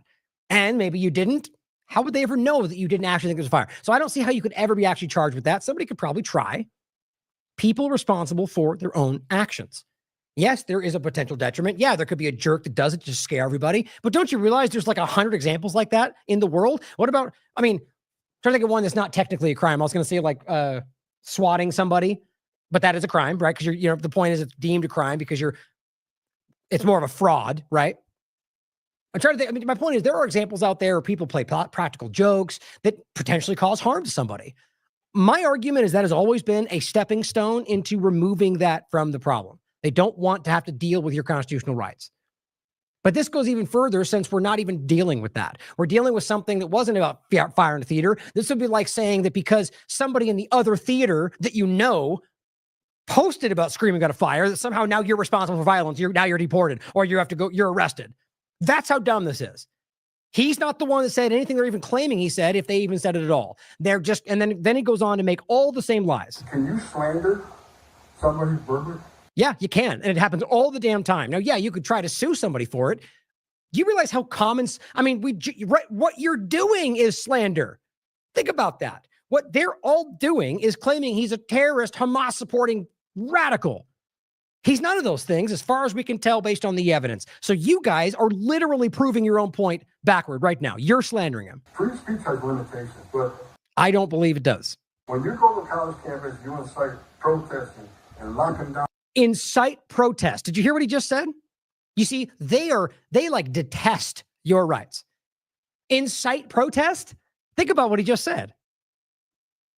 And locking down and taking protesting. And when you go to college campus, you incite protesting and locking down and taking over buildings. Okay, the locking down is not what they did. Taking over buildings is a bit of a stretch even of itself. They went in and sat down and protest. Happens all the time. And we can disagree with that, but in most of these college campuses, that has been something that has been almost relished. Like, as far as I could tell, this is the first time in this college's history, or rather, no, I mean, take it back. The first time since the Vietnam protests where they actually called the police in to stop one of these protests. There's a reason for that, guys. So what he's doing is cementing the path that is away from everything we believe in, based on lies even. And damaging property. Damaging property. No, they did not. Now, just to be clear, by the way, did Khalil do any of those things? Or are you saying that a group did? And then if they did, then even prove the group did, first of all, then show me that he was somehow involved with that. That's what this guy is doing. Handing out leaflets for Hamas. No, they were not. He was not handing out leaflets for Hamas. He was handing out information about their protest that you are just pretending were some from Hamas website because, well, look, they said October 7th and they said the same thing. Therefore, they're terrorists. That's as flimsy as this is. Do you realize that these people they're all, they have access to these flyers that they were sharing because it was all part of the protest. These people are not presenting a single thing to you. They're using emotion and I mean, I guess emotion. I can't even, that's all, they're basically using your fear and emotion around this conversation or your willingness to basically blindly follow a side for your political beliefs. That's it. Who is a terrorist organization? Yeah, a terrorist organization that Israel funded until October 7th. I guess we'll just leave that out. Coming to this country either on a visa or becoming. It's all the same point. That's the best you're going to get, guys. That's all they have. Again, ask yourself why they would do this. What is in their interest? And I'll include this, by the way, just all these different threads. Oh, that one too, by the way, just the beginning of it anyway. We will remove the jihadist sympathizers and Jew haters. We're going to remove the Jew haters. It's just as simple as it could not be more clear. I've gone through these 100 times. All of these clips do the same thing in slightly different ways, including the one that literally says that Israel has a right to control Congress. That's what he says, point blank. It's not out of context. I don't know why people can't acknowledge this. Now, today, or rather, I think this was yesterday, but the point is updating on the conversation since last we covered it. Trump administration says it actually intends to deport him, alleging, quote, serious foreign policy consequences. That's all you get. Broad, national security, secret, top secret. You don't get anything. They don't have anything. They're just planning to get rid of him for a foreign country. Now, here is what Alan McLeod found out, which I find very relevant, which I'm sure is going to be very uncomfortable. I'm sure they're probably going to ignore it. You won't find this on Charlie Kirk's website or his Twitter feed, that the professor at the center of this conversation who's helping them deport this man is an former Israeli spy and also a friend of Hillary Clinton. So fantastic. So right now the right-leaning supporters out there, the interesting Barbies and Kirks and all them, you're now working for a Clinton lackey. Good times. But it goes on to say, the professor at the center of the Columbia University deportation scandal is a former Israeli intelligence official. Mahmoud Khalil, a recent graduate of the university's School of International and Public Affairs. So, by the way, they keep pretending like he went there to do this and didn't go to school. A recent graduate, by the way, of the University School of International and Public Affairs. So, yeah, he was there secretly doing terrorist things while he was getting a degree that most of the people screaming about him don't actually have. How funny is that? Was abducted by Immigration Customs Enforcement, ICE, Saturday for his role in organizing protests last year, by the way, against Israel's attack on Gaza.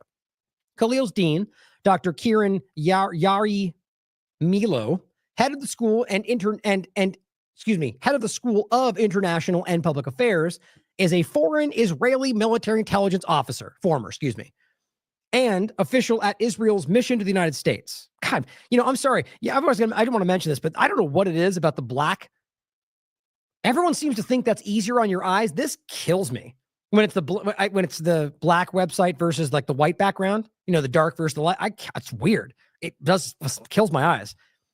Not that I don't make mistakes reading all the time, but this is just weird. Anyway, she's also, for the podcast, it's a former Israeli military intelligence officer and official at Israel's mission to the United Nations. So the bottom line is she's actively working and advocating for Israel. So are we starting to see how clear this all is? Yaro Milo played a significant role in drumming up public concern about a supposed wave of intolerable anti-Semitism sweeping over the campus, thereby laying the groundwork for the extensive crackdown on civil liberties that has followed the protest. Now, in case it's unclear, this has been done even by human rights organizations, by any number of both mainstream and alternative people. It's been roundly shown that this wave of anti-Semitism was almost, at the very least, half lies.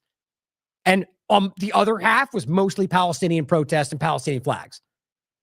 It says, spooks in our midst. It says, before entering academia, Dr. Yari Milo served as an officer and an intelligence analyst with the Israeli Defense Forces. After leaving the world of intelligence, she worked for Israel's permanent mission to the United Nations in New York. While there, she met and married her husband, Israel's official United Nations spokesperson. Of course it is. Right? So isn't it funny how you're over here going, this guy moves here, Khalil meets his wife and marries and gets a green card and then goes to school. Doesn't that sound suspicious? Right? Yeah, it sounds super crazy. Over here, you've got this person responsible who literally used to be a spy, or rather Israeli intelligence, then works for Israel at the United Nations, then marries the spokesperson for Israel at the UN. Nothing to see over here, though. And it says, although she is now an academic, she has never left the world of international security, making it the subject of her expertise at the school. Rather than speak out on the issue, as activists have demanded, she instead chose this week to invite Naftali Bennett, of course, Prime Minister of Israel, from 2021 to 2022, to speak at Columbia. Students protesting Tuesday's event were condemned by university authorities for harassing her. See my point? So these people are protesting the fact that she's continuing to support these genocidal leaders, and they called them harassing her for simply protesting that was happening. So you see how easy that is? You look up this specific, no one's claiming this was violent. They're just simply saying by doing so, probably spun up by Naftali Bennett, because anybody against them is immediately racist. They call it harassment. So now in their mind, protesting is harassment if it's against the wrong group. This is as simple as it gets, guys. It says Columbia was the epicenter of a massive protest movement across university campuses nationwide last year. And don't forget, most of them were put on by Jewish groups, specifically Columbia. It says, and anyone you ever saw, and I went over all these at the time, there were Jewish people there with them protesting, Holocaust survivors. It was never what they claimed. That's not to say the same as that there wasn't any violence, or maybe even a person there that was racist. It always exists, especially on the Zionist side. My point, though, is that it's not the picture they're presenting. They're lying to you. It says it is estimated that at least 8% of all American college students participated. That's a lot.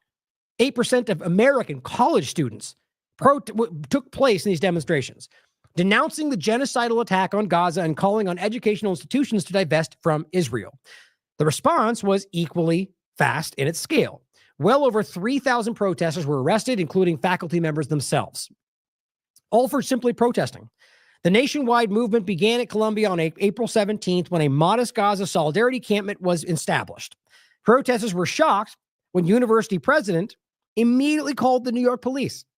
As this is where I was referencing, the first time the university had allowed police to suppress dissent on campus since the famous 1968 demonstrations against the Vietnam War. Mahmoud Khalil was among the leaders of the movement. The Syrian-born Palestinian refugee, which is why he cares, was willing to because he's human, frankly, we all should care about the suffering going on, was willing to speak calmly and cogently, which is every video I've ever seen of him talking, to the press about protest goals. And you could listen to them. None of what he says is about end of civilization or violence of any kind. A permanent resident of the United States, he was abducted by ICE on Saturday. And there's the White House version. Shalom, Mahmoud. We're proud that we did this, is what they say. Khalil's eight-month pregnant wife was initially told that he had been taken to a facility in New Jersey. In fact, he had been moved halfway across the country without her being told to Louisiana. Journalist Pablo Marquez of Migrant Insider explained that ICE often goes immigration judge shopping by putting detainees in detention centers under jurisdictions of courts that very rarely decide in favor of migrants. Sounds a lot like Israeli courts. The very high-profile attempt to deport the holder of a green card because of political speech criticizing a foreign government has left many civil rights lawyers deeply worried. Alec how do you say that? Caracasstanis, for example, stated that, quote, "I've never seen a more clear-cut First Amendment violation or a more flagrant government declaration of intent to violate black-letter law. The government does not claim he committed a crime. They don't. It's very public. Just that he held views that the government doesn't like about Israel." Bone-chilling. And that's what's so crazy about the Insurrection Barbie post about saying that it's not words, it's actions. It's like, my God, they're just lying, just point blank, or they're that uninformed. Probably both. Colombia's billionaire pro-Israel backers. That section just basically highlights how the college basically bowed to a smattering of the very vocally pro-Israel supporters who gave them hundreds of millions of dollars, and then all of a sudden they just followed suit. I mean, that's how this works today. There were also voices from within the university clamoring for the violent suppression of the student movement. Assistant professor of business management, Shi Davida, for example, denounced the protesters as Nazis and terrorists and called for the National Guard to be set upon the encampment, obliquely referencing the Kent State University massacre where they shot protesters while doing so. They alluded to that. It's crazy. Davidi, of course, is an Israeli American and served in the IDF and has publicly expressed his pride in doing so. It's not hard to see how this connects. Now, longtime readers of the Mint Press News will be less surprised than many to hear that the Israeli military intelligence officials hold such important positions in American life. Previous Mint Press investigations have uncovered giant networks of former Israeli spies working in top jobs in big tech and social media companies. We recently talked about this. Spy working at Google, Facebook, Microsoft, Twitter. It goes on to say, and even TikTok, often labeled as a Chinese spy app, has hired former Israeli spies to run its affairs. Surprise, surprise. And in October, we revealed that former Israeli spooks are writing America's news, with multiple former agents working at top U.S. outlets like CNN, Axios, New York Times. The point is, this is your Operation Mockingbird 2.0, if you will, or however many, 45.0. Same article here. I'll include both those so you can reference them. This is from 2024. Perhaps then the fact that the dean of the very school at the center of a worldwide media storm is a former Israeli military intelligence officer and worked at the UN for Israel and then married the UN Israel representative would be such a shock. But it remains a stark reminder of the level of extraordinary institutional bias in favor of Israel displayed across the United States. I just think that's hilarious, by the way. Not only that, but that she's an associate of Hillary Clinton. Like, can you imagine any of this and it was Biden doing it? Like, any of this. Like, or any Democrat. I mean, it's so simple to see how dishonest these people are today. Charlie Kirk here says it's worth emphasizing that our own director of national intelligence, Tulsi, our top intelligence official, says the number one threat to the U.S. is not white supremacy, but radical Islam. Interesting how she kind of turned on a dime, right? Right before, speaking about how the war on the terror and the foreign policy was the biggest problem, and now she's like, bad Islam. I mean, it's ridiculous. Now, the reality is it's neither, guys. To pretend that white supremacy is the largest threat in this country, it's a construct created by the government. To pretend that Islam is the biggest is a construct. It's all the same conversation. That's what they're doing. That's the false binary. Look, there's extremism that is extreme. Ideology is a problem. Whether Christianity, Muslim, Jewish, if it's extreme, it's supremacist, then it's a problem. Simple, right? It's called being objective and having logical consistency. The point is, if you're going to talk about radical Islam, then you have to talk about how Israel and the United States have been funding the most radical elements of Islam for decades. Like Hamas, for example, like any number of things, the moderate rebels or anywhere else, they've been funding the very groups like Hayat Sham in Syria. See, it's so embarrassing for these people to act like they still have some kind of clout. They have sycophants in their circles. The reality is the evidence is everywhere. You can't pretend like that's a problem unless you're going to acknowledge that they're the ones that put them there. Now, on the other side of it, the white supremacy point is also the same idea. They've created a construct where they're pretending that you in your red hat are marching down the street saying, we want to kill the Jews. Well, who does that support? It's the same agenda. And they're also being funded to manipulate. I'm not saying only Israel, but they're playing a central role, as we can all see. The point is, it's your government playing you. Well, you want to now she dances between the two because now this is the new agenda. They're all playing their roles. Senator Cruz, of course, says, promises made, promises kept. Very original. Anti-Semitism has no place anywhere in the United States. Well, it's an idea, so yes, it does. You're a moron. Everybody has the right to think what they want. Anti-Muslim, anti-Christian. So you're allowed to be anti-everything except Israel in this country. That's what they're telling you. This never would have been possible without Trump and AG. Well, great. Thank you for pointing out that the destruction of the constitutional right belief structure is being destroyed because of you guys. I said, if the promise was destroying the United States for Israel, then you're absolutely correct. Anti-Semitism, even though that is not what they are actually attacking, or being anti-anything for that matter, is unequivocally constitutionally protected speech. And then that's AIPAC tracker. I posted this earlier. Ted Cruz almost has $2 million from AIPAC. That's crazy. That's more than most. I said, which is why he is being ratioed even on this platform, which he was at the time. Let's see if he is now. Yep, look at that. I mean, look at this. Senator Cruz has 4 million followers. AIPAC tracker has 263,000. He gets 10,000 likes. This person gets 14,000, more on everything. He gets ratioed entirely simply by pointing out that he is being funded by an Israeli entity, which is what it is. It's not American. I've proven this 50 times over. It's right in the Wikipedia, for crying out loud. They changed the name after the JFK assassination because that was the main point around that. They were supposed to register as a foreign agent. That's why this is happening. Promise is kept. Well, Mike Johnson does the same thing. He says, if you are in America on a student visa, no, we're talking about green card, bud, but let's just keep evolving the conversation, and you're an aspiring young terrorist, there you go. That's slander right there. You're calling them terrorists with no evidence to back it up other than they protested for Palestine. It says, who wants to prey upon your Jewish classmates? See, it's just an imaginary thing. Like, these people are being paid to do this or being threatened to do this. How else do you make sense of this? They're undermining what we're told they believe in to go after one thing for one person. You're going home. That's what he says. We will arrest you and send you back. Right. What about due process? Racist. Well, as I said, woke left, meet the woke right. This is absolutely disgusting.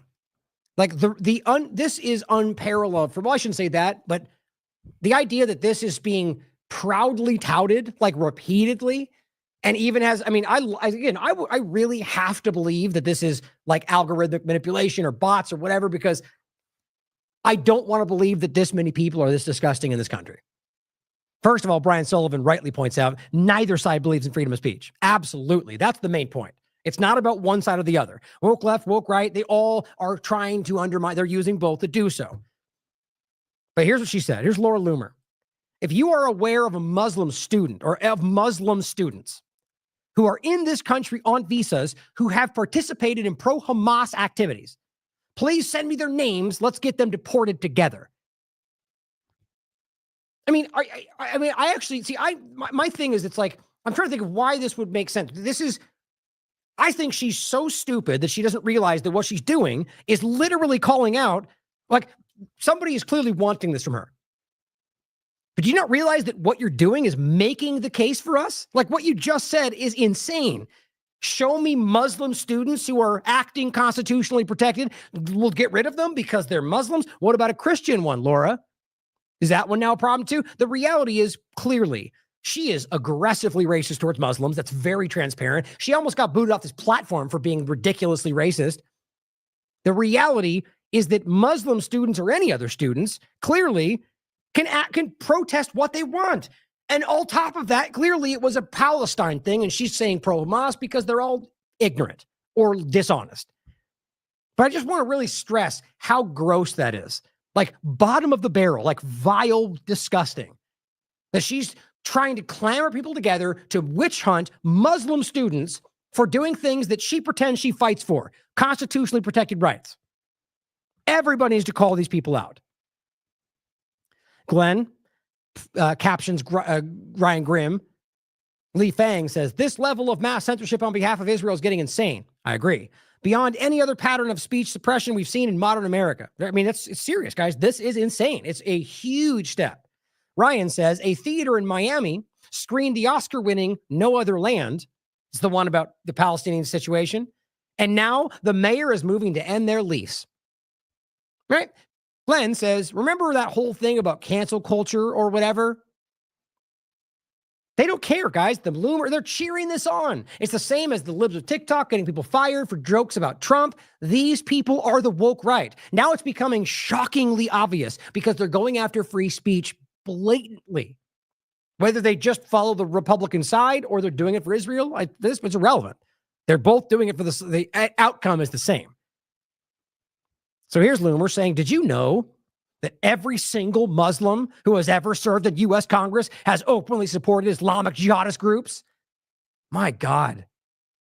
And you know why this moron says that? Well, because they support Palestine, right? I mean, are you telling me that these people are going, I support terrorism? No, they're not. You're saying that their support for Palestine is terrorism because you're a child, or you actually think that. Muslims are completely unfit for holding elected office in the United States of America. That's what she just said in 2025.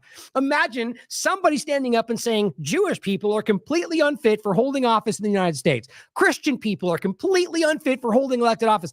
That's unreal. 38,000 likes. I mean, it's disgusting, guys. This needs to be called out. She has a right to say it. That's free speech. I will always defend that. The point is, we all have the right to say that you're the worst person alive. You're a vile, vile person who is actively fighting for the worst parts of this country, or rather for its destruction for somebody else. The point is, Muslims are completely unfit for holding elected office. You realize she's not saying that. She's saying that, let's just even say she's accurate, which she's not. All four of these people, who, by the way, I don't know why you then know for sure what every person who's ever been in Congress, what their religion was. She is the most assumptive person on this platform. The point is, let's say they were all like, I believe in ISIS. Okay. Does that then mean that every Muslim forever in perpetuity is unfit to hold office? She is arguing that that means, guess what, guys? That because they're Muslims, then therefore they have a special loyalty to, I guess, terrorism, which is just so ignorant. It makes me laugh out loud. But I mean, the point is that her argument is that they're all terrorists, but she's just so gross like that. But let's just even say that make it about some specific group, right? Like I don't know, like Zionism in Israel, right? It's actually insane to me that they think we all don't know exactly what they're doing right here. The obvious conversation of not Jewish people, but Israeli dual citizenship in this country, which, yes, obviously in almost every case overlaps with them being Jewish, but it's about the Israeli citizenship. That's my point. It's not just any Jewish person in Congress. It's about people that have citizenship in Israel and are in Congress, like Brian Mast, who's literally part of the IDF. That's what dual citizenship is, not just Israel, but anybody. Chinese citizen who has Chinese citizenship, was in their military, would never be allowed to be a part of Congress. That's the point. But we somehow allow that for Israel. Not Jewish people. You see, that's what she's trying to do right here. Very unintelligently. The problem is that this is just the lowest common denominator, guys. And you know what? There are a lot of people out there that probably gobble it up, but I need to believe that we're better than this. Blakely says, oh yeah, she posted that meme. I'm just blown away. Okay, here's Ilhan Omar. Now, look, you guys know my opinion of everybody in Congress, or rather just my lack of, I don't trust any of them, and I think most of them are selling themselves out for something. I could be wrong. That's just my general belief based on history, okay? That's just to say that I don't support Ilhan Omar or her counterpart on the other side of the paradigm. I think they're all deceiving you. But again, the point before is it's about the sentiment, right? Here's what it says. I signed a letter asking for Mahmoud Khalil's immediate release, okay? We will not let this administration trample our constitutional rights and silent voices they don't like. Free Mahmoud Khalil. Read the letter. Guys, it's exactly like that. Can you imagine somebody coming in and going, wrong, because he said things we don't agree with, and acting like that's not the exact woke left they were pretending they were fighting, or I guess thought they were fighting. I don't even know how to frame that. Laura Loomer says, of course you did. So of course she signed the letter, I guess. Have we ever had a Muslim member of Congress who displayed more loyalty to the U.S. Constitution and American values than Islam? Yes. Pretty much all of them, I think. I mean, look, you can, to argue somehow that they've done anything, and I'm not supporting these people, to actively further Islam over what their positions are, the right, they are like every other broken member of Congress fighting for their own constituents in their own way to benefit themselves at our expense. That's what I believe. But if you're going to pretend that they're somehow out there screaming about the thing, this is a false narrative created by morons like this for a foreign country. And she goes, no, we haven't, because Muslim immigrants have shown they refuse to assimilate 98% of the time. I'd love to see where you grab that number from. They are unfit for office. Again, Muslims are unfit for office, she says. Gosh darn it. Insane. These are the worst people in the world. And again, I'd be saying that whether it was about Jewish people, Christians, anything like this, guys, this is dangerous level. They have a right to say it. My point is that it's about what they drive. Like, if you want to talk about the radicalizing of people, normalization of this kind of thought will drive people to violence. And that would be the people's fault that commit violence, not this moron's fault. But she would definitely be somebody that we pointed at when we look back at why it happened. Still has free speech, though. See how that works? See how easy it is to be logically consistent? Here she's citing the other one, because clearly she's got a mandate here. It says, free Khalil. This is straight out of the fascist playbook. Criminalizing dissent is an assault on our First Amendment and freedom of speech. Like, it's just it's incredible that we could pretend like this is not basic, like right up the line. Revoking someone's green card for expressing their political opinion is illegal. They're right. Protesting genocide is not a crime. She's right. And I don't agree with most of what she does, but that is actually exactly correct. Loomer goes right back to a racist talking point. Every Muslim in Congress is proving that it's a bad idea to allow Muslims to serve in Congress. 1.2 million views. Why are Muslims allowed to serve in Congress when they always side with Islamic jihadists? So now he's an Islamic jihadist? I mean, can you see the extension of how crazy this is? So it turns out, now, first he was supporting Hamas by protesting for Palestine. Now he's an Islamic jihadist terrorist? Has there ever been a Muslim member of Congress who has openly condemned Hamas and Islamic terrorism? Yes. Anybody, anything else? Both Ilhan Omar have always supported. No, they don't. But see, this is the kind of thing. Dumb, ignorant, inaccurate stuff like this is promoted and celebrated by the Elon circle on this platform.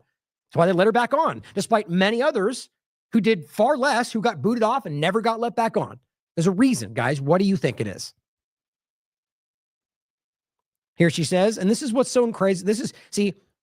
This article was out the day before.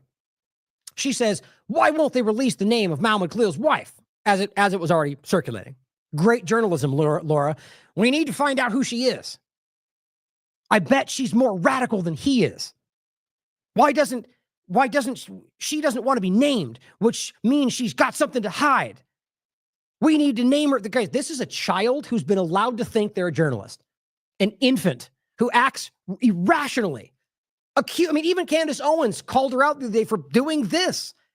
This is not journalism. This is junior high BS. You are screaming about somebody you don't know and lobbing accusations based on the unknown. You're embarrassing. More radical than he is? That's slander right there. You don't even know who she is or her name. Why doesn't she want to be named? Let's randomly guess at it and get people tracking her down because you hate Muslims and you're disgusting. We need to name her for sake of combating jihad. Why? Does she believe that? Do you know? Do you care? I mean, it's just such ignorance. It blows my mind. And we're talking about doxing people. I mean, my God, this is the kind of thing that shows you that these people are undermining everything for the interest of, I mean, you could just simply say destabilization of this country, but you can piece it all together for yourself. That's absolutely crazy. And what is she saying? Whoops. Oh, it's opening it here.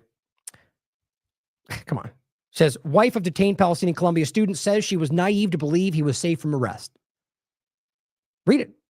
I get the way back machine version. The reality is it's very point blank. She's speaking on the record. Is my name, is my husband. And the point is exactly the same story. Free speech. We were protesting for what we believed in. And Laura Loomer wants you to hunt her down because she's probably a radical. Now, here's a good point. If somebody hunts her down and ends up killing her, is that Laura Loomer's fault? Well, legally speaking, no. And I would stand by that because she didn't commit the crime. But I'll tell you what, I would spend the rest of my life making sure she knew that she caused that to happen with her disgusting worldview. That's how that's supposed to work. It's very simple. Sally the Agorist rightly points this out. She says, I'm an America first. I'm a Zionist. Just, either doesn't know why that's dumb or doesn't care, or inaccurate rather. Well, on this last point, then I'm not gonna get into the Doge part today since I didn't want to go longer than 3. We will get into it. I'm gonna do a show tomorrow, and it's gonna be what I'm gonna start with. It's important. There's a lot to get into, and this judge point, which is completely, wildly inaccurate. It's the same point from before, really. Order the doxing of Doge employees. Little Nick Sorter says, oh, the doxing of government employees. Right. You guys are ridiculous. And the actual document, when you go through it tomorrow, doesn't even say that. It says basic on the names, and it's really about understanding what they've been doing transparency-wise. They literally turn this into, they're trying to get them all killed. It's emotional manipulation, and these people are being either used or are deliberately using you. I know this guy is that role. He exposed himself on the Lahaina, but built his entire background on this. He got caught for lying to his own supporters, and yet he's only grown in support because he leaned into the partisan circle. That's how it works. I've shown you 15 things he's put out that have been provably false. The bottom line is this is one of them. And he's trying to ramp up this argument about why they're trying to get everybody killed for showing you who is doing what, which is, by the way, what government's supposed to do, let alone one that calls himself the most transparent. So embarrassing. We'll go over all this tomorrow and the legalities around it, or the different lawsuits, or the shredding of documents at USAID by Trump's administration while they try to act like it's somebody else. It's all very interesting. But here's what Trump had to say, showing you what they really think. Actually, I didn't even notice this. Nick Sorto, let's see what he said. After 40 minutes, President Trump is still going off on Oval Office. Look, he's laughing about it. See, this is my point. These are children. What he says in this comment is gross. It's basically, you could fill it in the blank with whatever ideology or background, and I'll do that in the conversation.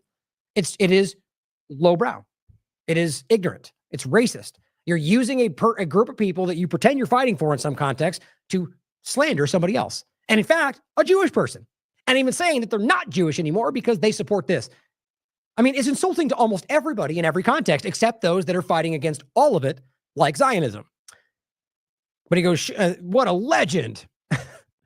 They're just sycophants. These are people that are in an Elvis state of throwing their underwear at Elvis on the stage. That they're so obsessed, and so you talk about Trump derangement syndrome. It's right there. Here's what he said. And Schumer is a Palestinian, as far as I'm concerned. He's become a Palestinian. He said that 4 or 5 times now, even though there's major pushback to begin with, because I think he thinks it's winning points for him from somebody. He used to be Jewish. He's not Jewish anymore. He's a Palestinian. Okay. Now you realize you could be Palestinian and be a Jew, right, Trump? Or are you that ignorant? You can be Palestinian and be Christian. You can be Jewish. You can be. That is a nationality. You see, I forgive you guys for not knowing that, seeing as you conflate all the others, but that is insane to me. And Schumer is a Palestinian, as far as I'm concerned. He's become a Palestinian. Okay, so let's just say he's become, I don't know, pick anything. He's become an Israeli. Would that be okay? Oh, he's not Christian anymore. He's become an Israeli. Yeah, they'd probably call me racist for that, or any other context. To call him a Palestinian is meant to be a bad thing. So let's keep pretending like Trump's trying to help the Palestinians, right? Even though you just used it as a derogatory term, and then you did it towards a Jewish person because they don't have the Zionist belief structure. Now, I'm not even saying he doesn't. What I'm saying is in that moment, he's making the accusation that he is not a Jew anymore because he's going against the Zionist, at least on the surface, argument. Or here, let me frame it better. Trump is trying to insinuate that what he's doing is going against the Zionist direction, even though Schumer in every way is bowing to everything they can as much as possible. It's a political point between the two of them. My point is it shows you it's about Zionism, and it shows you that these people are disgusting, that they're not fighting for any of the things they're fighting for. In fact, they're all funding genocide and trying to tell you that they're the ones saving everybody.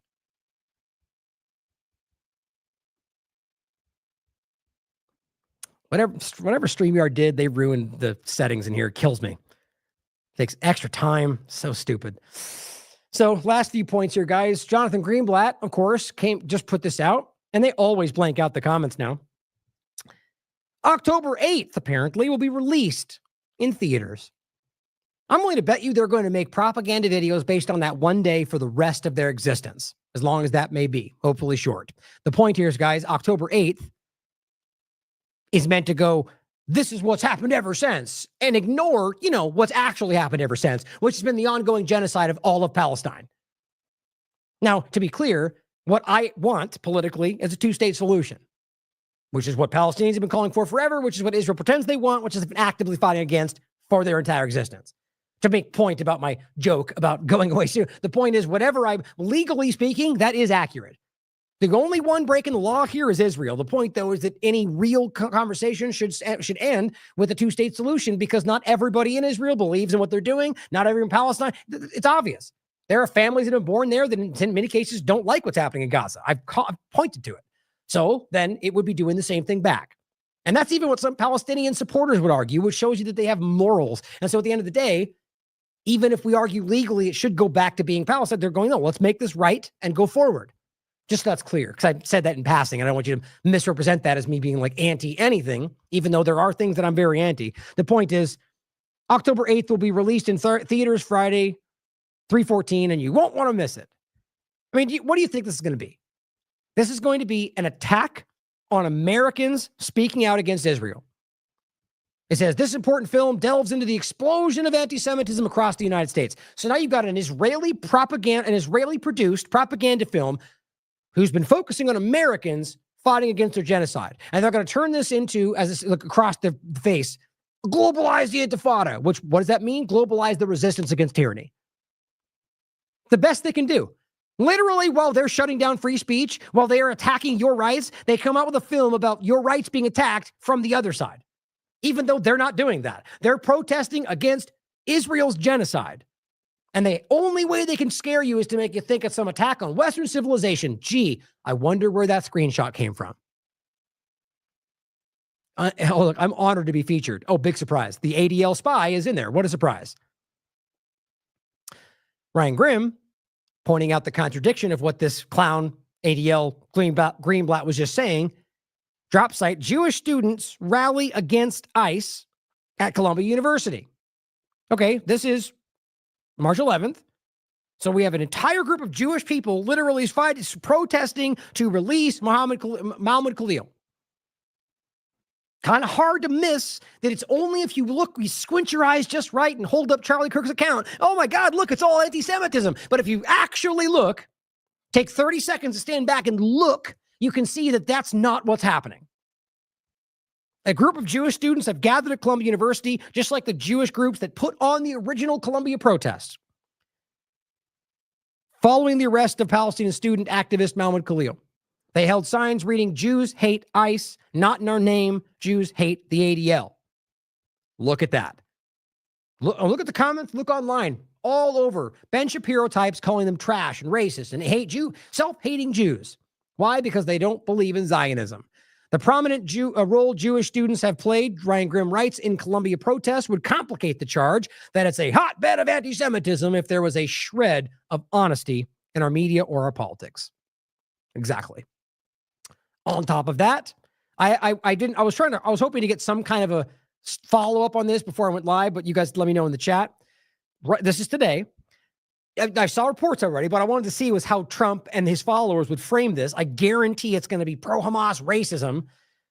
A group of Jewish Americans held a sit-in in the lobby of Trump Tower today, demanding the release of Palestinian activist Columbia University graduate Mahmoud Khalil. Graduate again, despite them weirdly trying to claim he didn't do anything there. Like, it just shows you how dishonest they all are. Because if you make it out like he got a degree, well, then it's kind of hard to say he got a degree. Well, planning terrorism, it's just so lazy. Who was taken into custody by ICE. I'm curious to see what they say. Because just like Ben Shapiro called them all trash when they were protesting, because he's a Zionist. It was Jewish Voices for Peace. In this case, it's a Jewish organization saying, you're doing something wrong. And because the Trump Tower, the right is going to claim it's a leftist illegal blocking the building. Well, no, they walked in, the door was open, they sat down, they're protesting. Now, you could argue they're trespassing if you tell them to leave, but the point is that's a protest, which whether you agree with it or not, like, I'll be clear, I hate stuff like that. I hate the ones blocking streets, but I would never argue that they don't have a right to do what they believe is right in protesting. Like, let's just say like a traffic violation. Sure, charge them for a traffic violation. They're still protesting what they believe. I don't like that. I disagree with it. I argue there's plenty of more, like I argue if you're going to do it in front of a government-style building. Do it where you're hindering government processes. Because in this case, you're still getting in the way of people that are going to their hotel rooms. And I flatly don't, I think that's the wrong way to do it. Because you're going to get people that hate what you're doing just because you're in their way. My point, though, is that you understand that this is a legally protected act. It is. If it's in some protected building where they broke in the door, well, that's a very different situation. That's not what happened in Colombia. Dan Cohen says, in the last 24 hours, the Israeli lobby pressured Trump to stop the appointment of a decorated veteran, Daniel Davis, which they did, as Deputy Director of National Intelligence. Isn't it funny how they were just pointing to Tulsi saying the largest threat? Well, here's an example of somebody who was going to be in the Director of National Intelligence who got kicked aside because Israel asked. They removed the hostage envoy, Adam Bowler, from negotiations with Hamas because he said this is about American interests. I'll show you. He says the U.S. does not have sovereignty under Zionism. Dan Cohen's a Jewish person himself. So here is Mel pointing out what the ADL said. This is on the 12th. ADL says it would be extremely dangerous for Daniel Davis to be the Deputy Director of National Intelligence. He has diminished Hamas's 10-7 attack. See? Why? Because he says what we're talking about. He says the reality. And he says undermine U.S. support for Israel's right to defend itself and blatantly denies the grave threat the Iranian regime poses. Oh, so he's being accurate about the situation, at least as I see it. So ADL says, no, Trump, that guy can't do that. He's now been removed. Says, well, there you go, folks. After Mark Levin, Laura Loomer, and the ADL and Jewish insiders smeared him all day, Davis was just informed he will not be coming aboard as Deputy Director of the DNI. She says, like I said, this SHIT is never going to stop with Mahmoud Khalil. That's exactly my point as well. How do we not see this? See, people like Loomer and the rest, they're drunk on their perceived influence and power right now. And hey, maybe I'm wrong. Maybe they're going to take over. I certainly hope not. The reality, though, is that this is not because of American rights, American interests, or American anything. Conservatives, please stand up and say something about this. Liberals, say something about this. I don't care what side you think you're on. This affects everybody. Patrick Henningsen, same tweet commenting on it, says this has to be one of the most pathetic hit jobs yet. Unwarranted defamation carried out by the Anti-Defamation League against an American patriot, decorated veteran, and a brilliant podcaster. Now here, well, you know what's interesting? Right before I went live, I saw a post about somebody's post saying Elon Musk called a decorated veteran a traitor. I haven't looked into it, backed it up. I just thought it was interesting. It was like a breaking news thing that was coming. I wonder if it's about this guy. Again, repeated. That's the thing I saw on headlines before I went live. Overlapping might be relevant. Look it up for yourself. Haven't confirmed it. The point's interesting though, because you can see how that would play out. Where they need to paint this guy as somehow against American, when really he's the one fighting for American interests, and the rest are not. Here's that clip about the Adam Bowler. Trump administration hostage envoy, Adam Bowler, has reportedly been removed from negotiations after he said this: we're the United States, we're not Israel. We have specific interests at play. That's not a joke. If you're a conservative listening out there and you support what's happening, ask yourself why. Why would a person be removed for simply acknowledging that the United States is not Israel? I think you know why this is happening, and it's in your interest to call this out. It's not very hard to see, because the reality is this is something that is for another country. Look, if you disagree with that, at least acknowledge this is not what America First looks like. It's the exact opposite. Understand why Netanyahu, Dermer, others might be upset. I do understand. I spoke with Ron, and I'm sympathetic. He has someone that he doesn't know well, making direct contact with Hamas. Maybe I would see them and say, look, they don't have horns growing out of their head. They're actually guys like us. They're pretty nice guys.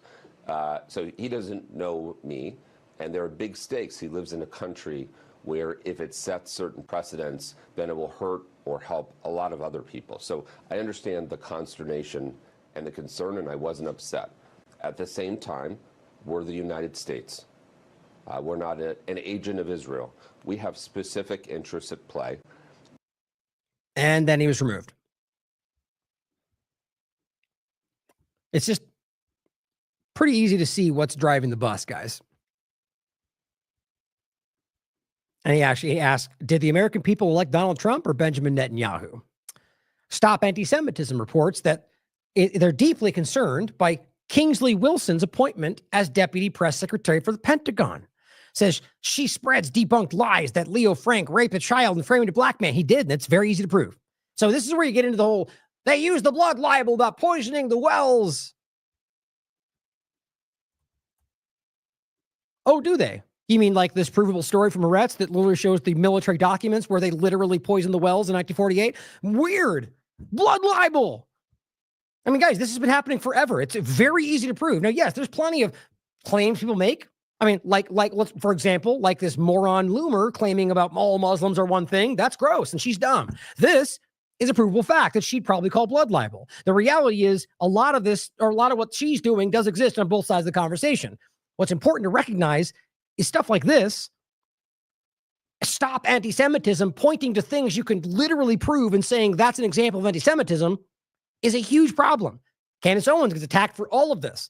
You can literally prove this stuff, and yet the ADL and a lot of the right, no, they all stand and make these same claims. Like they're all claiming that Mahmoud Khalil is a terrorist. They just lockstep and go right along. Just like the left, by the way. He says, claims Jewish organizations work with the KKK. They did. I can prove it. I just went over the ADL going back to the 60s, marching down the street with the Nazis, or rather a fake Nazi march. Freemasons to Stop American Revolution opposes U.S. aid to Israel. So do I, and anybody who cares. So do a lot of the Republicans right now, since we're supposed. What's funny is, like the cat turds out there of the accounts are saying, we should stop all foreign aid, no matter what.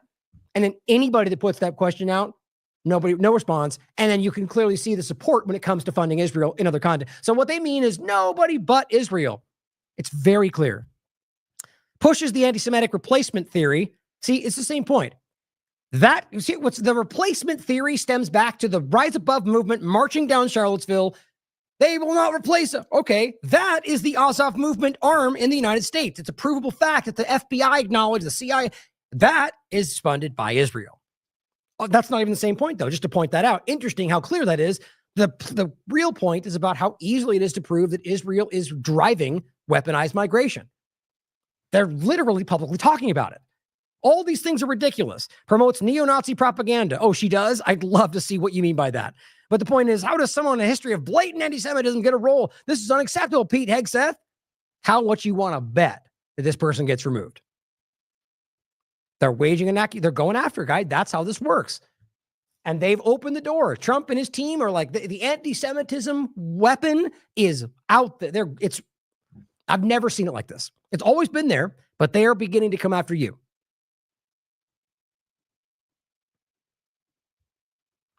Tom Cotton, of course, says today, this is 2 days ago, I introduced 2 bills aimed at reforming the rotten culture on university campuses. Oh, I'm sure you know where this is going. He's not reforming anything. He's using what's happening to drive in more suppression of speech based around Israel conversation. First, any pro-Hamas protester. Sure, you expected that. It's exactly what you'd expect. It is suppression of speech for Israel. That's what Tom Cotton does. Proposes tax on woke university endowments. What do you think that's going to be about? Now, just to wrap up, in case, we didn't go into much of what's really going on in the Middle East right now. The group that's actually making all this happen and literally turning us against ourselves to make us ignore what's going on and then allowing your government to use that to suppress our speech while we are speaking out about what's going on. It's not hard to see where this all connects back to. Who benefits? Where is the common thread? If you're honest, you can see it. And just in case you didn't know what's going on, here's a few examples. Rami Abdul, the chairman of the Euromed Human Rights Group, pointed this out on the 11th. This is documented information from a human rights group. It says inside mass graves that have been found, they found children and babies with their hands bound with zip ties. in locations that we're talking about an Israeli location where they buried bodies that they found when they left.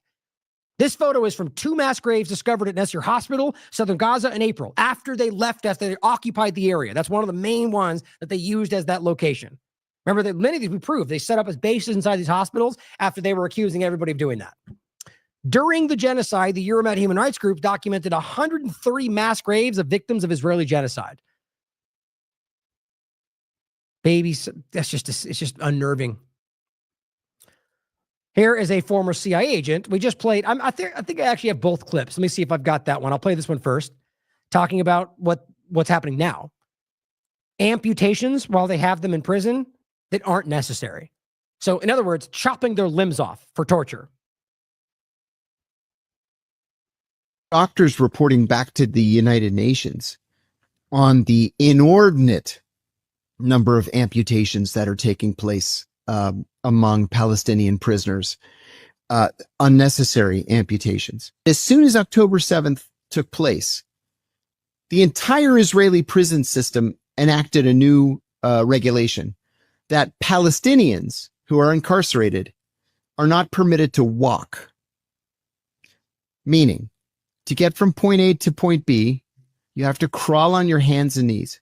And if you object, if you speak in more than a whisper, you're beaten with a truncheon or a piece of rebar. They'll break your legs, they'll break your arms, and then, God forbid, they'll amputate them because they become infected. Human rights violation that the entire world is overlooking, they're choosing to overlook. And criminally, the U.S. government has elected to just pretend it's not happening. Wow. Well, I'm going to end, I think, with the one of him. And you'll see what I mean when I play it. It's one where he's speaking about what happens to even U.S. representatives while they're in Israel. But this is important to see. Israel's ex-defense minister, guess what he admits? This is on the 13th, this today. That they knew for 15 months that the Bibas family were killed. But Israel's government kept their deaths secret while parading their abduction as a rallying cry. See? I don't even need to say it. I mean, it's such a disgusting topic to make the point about, but how often we're showing you, because we're simply looking at the facts. And still to this point, people are acting like it's not true. We've been telling you this since December 2023 because it was provable. The evidence was there. Now we know they used these children, and they still are, by the way. And you still have Zionists screaming the opposite. And we knew at that time, I knew at that time, that some of them, including the Bibas kids, are not alive, unfortunately. Well, a lot of this information I learned from Yarden Bibas himself when I spoke to him. And he described everything, including how he and Shiri decided to fight. And he went outside with his pistol and was falling in the hands of Hamas, and what he learned later on. But they were captured by people that eventually broke them to the hands of a branch that is more radical than Hamas. That's the Mahmoud, or the, I think I'm forgetting the name now. We mentioned it last time. It's not Hamas. It's not even technically part of Hamas. And so it's just important to remember that the Bibas children and the mother ended up with a different group. The father was with Hamas. Took another month or maybe a little bit more before we learned that they are not alive. Important. They used them the entire time. And the father stands by the story to this day in regard to what actually happened. Now here is another example that no one's paying attention to right now because we're all distracted by everything else. But it's nothing new. It's been going on since day one. Now it's even at a time when the debate is even about the rest of the hostages. As they're doing this, Israel has not yet brought food for 10 days, according to the United Nations. It's on the 11th. So as they're screaming about the people, return the hostages, they're starving their own people. That's what Israel is. cut the electricity and there's no convoy getting in for 9 days. Can you tell us what does Israel government allow to get into Gaza so far? Nothing. I mean, there's been no goods coming in, no trucks coming in. I've not heard that humanitarian workers were not allowed to go in, but no goods have been coming in. And I mean, we again call on all the parties to live up to the obligations that they had agreed to. We want to see the humanitarian aid return and flow back and flood back into Gaza. We want to see the hostages, the Israeli hostages and other citizens that continue to be detained, released. Okay, Michelle, then Benny. It's just the idea that they could, just so publicly, just cut off everything to their own people is just so grotesquely obvious. Zachary, I mean, here's from United Nations as well. Zachary Foster, nothing to see here. Just a 49-page UN report documenting Israel's genocidal acts, as their quote, in Gaza, and its systemic use of sexual violence as a weapon of war. But, UN is Hamas, right? So let's just ignore everything. More than a human can bear is the title. Israel's systemic use of sexual, reproductive, and other forms of gender-based violence since October 2023. And this goes back decades, by the way. But you realize this is not some hypothetical report of somebody that you can't see. These are documented evidence. We have them debating whether they're allowed to rape people on their mainstream TV. We saw a video of them doing so. We have evidence of them raping women, children. It goes back as far as you can look. And yet all we get is mired in the conversation about allegations from people that are in power. It's hard. It's hard for somebody like me to have to deal with this consistently. But I mean, I'm not complaining. This is what I do. I just want you to realize that it's impossible. How many people out there are so, like, going back to that image, that it's right here. It's funny. I literally just took this down. I was going to show it more than once, but it ain't what you don't know that gets you in trouble. It's what you know for sure that just ain't so. I mean, it's everywhere. It's everywhere. Lastly, Voice of Rabbis. You can listen to yourself. It's a couple minutes. It says, our message is to all Israeli leaders. Do not represent the Jewish people. The Jewish people cannot be viewed through the lens of an Israeli government. Merging Judaism and Zionism is anti-Semitism. They say they pray to God for all the rest to stabilize and peace of the region. Voice of Rabbis, source Torah Judaism. Now I'm going to end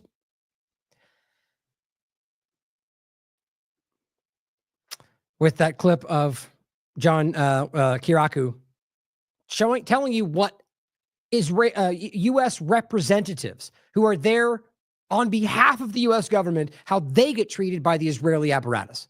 And then ask yourself how they would be willing to treat people that they didn't have a relationship with. I mean, it's just, there's so much evidence, guys, that this is not even debatable anymore. The reality of what this is. And that's why the world sees this. The question is right now whether we're allowed to let that whatever we're talking about, run roughshod over this country for the effort of trying to bury what we all see. And I'm not talking about bury the knowledge. We all know what's happening, about the ability for us to do anything about it. Speech is happening right now. It won't be long until they're weaponized further than that. It's obviously building right now. You need to stand up for that. You need to stand up for what you believe in, not a side, but for your principles. It's never been more important in the context of free speech. This is happening. Please stand up and fight for it. Thank you all for tuning in today. I love you all. As always, question everything. Come to your own conclusions. Stay vigilant. The guy that I sat next to for those 3 years, he went to Jerusalem along with his wife. Now, because they had been to Israel before, the CIA decided to declare them as a courtesy and to say, look, we have these two people, this married couple, they're not spies, they're analysts. One of them isn't even really an analyst. He's going to go to a graduate school while his wife is doing the analysis. We just want you to know that they're here as a courtesy on assignment to the State Department. What the Israelis did over the next 2 years was to carry out a campaign of harassment. And the reason I bring this up is because it's quite common. I'm telling you this story because this is just a normal thing that happens to Americans, especially to American CIA officers working and living in Israel. They went to a party one night and they came home. It was a party at the ambassador's residence in Tel Aviv. They came home and all of their living room furniture had been rearranged. All of it.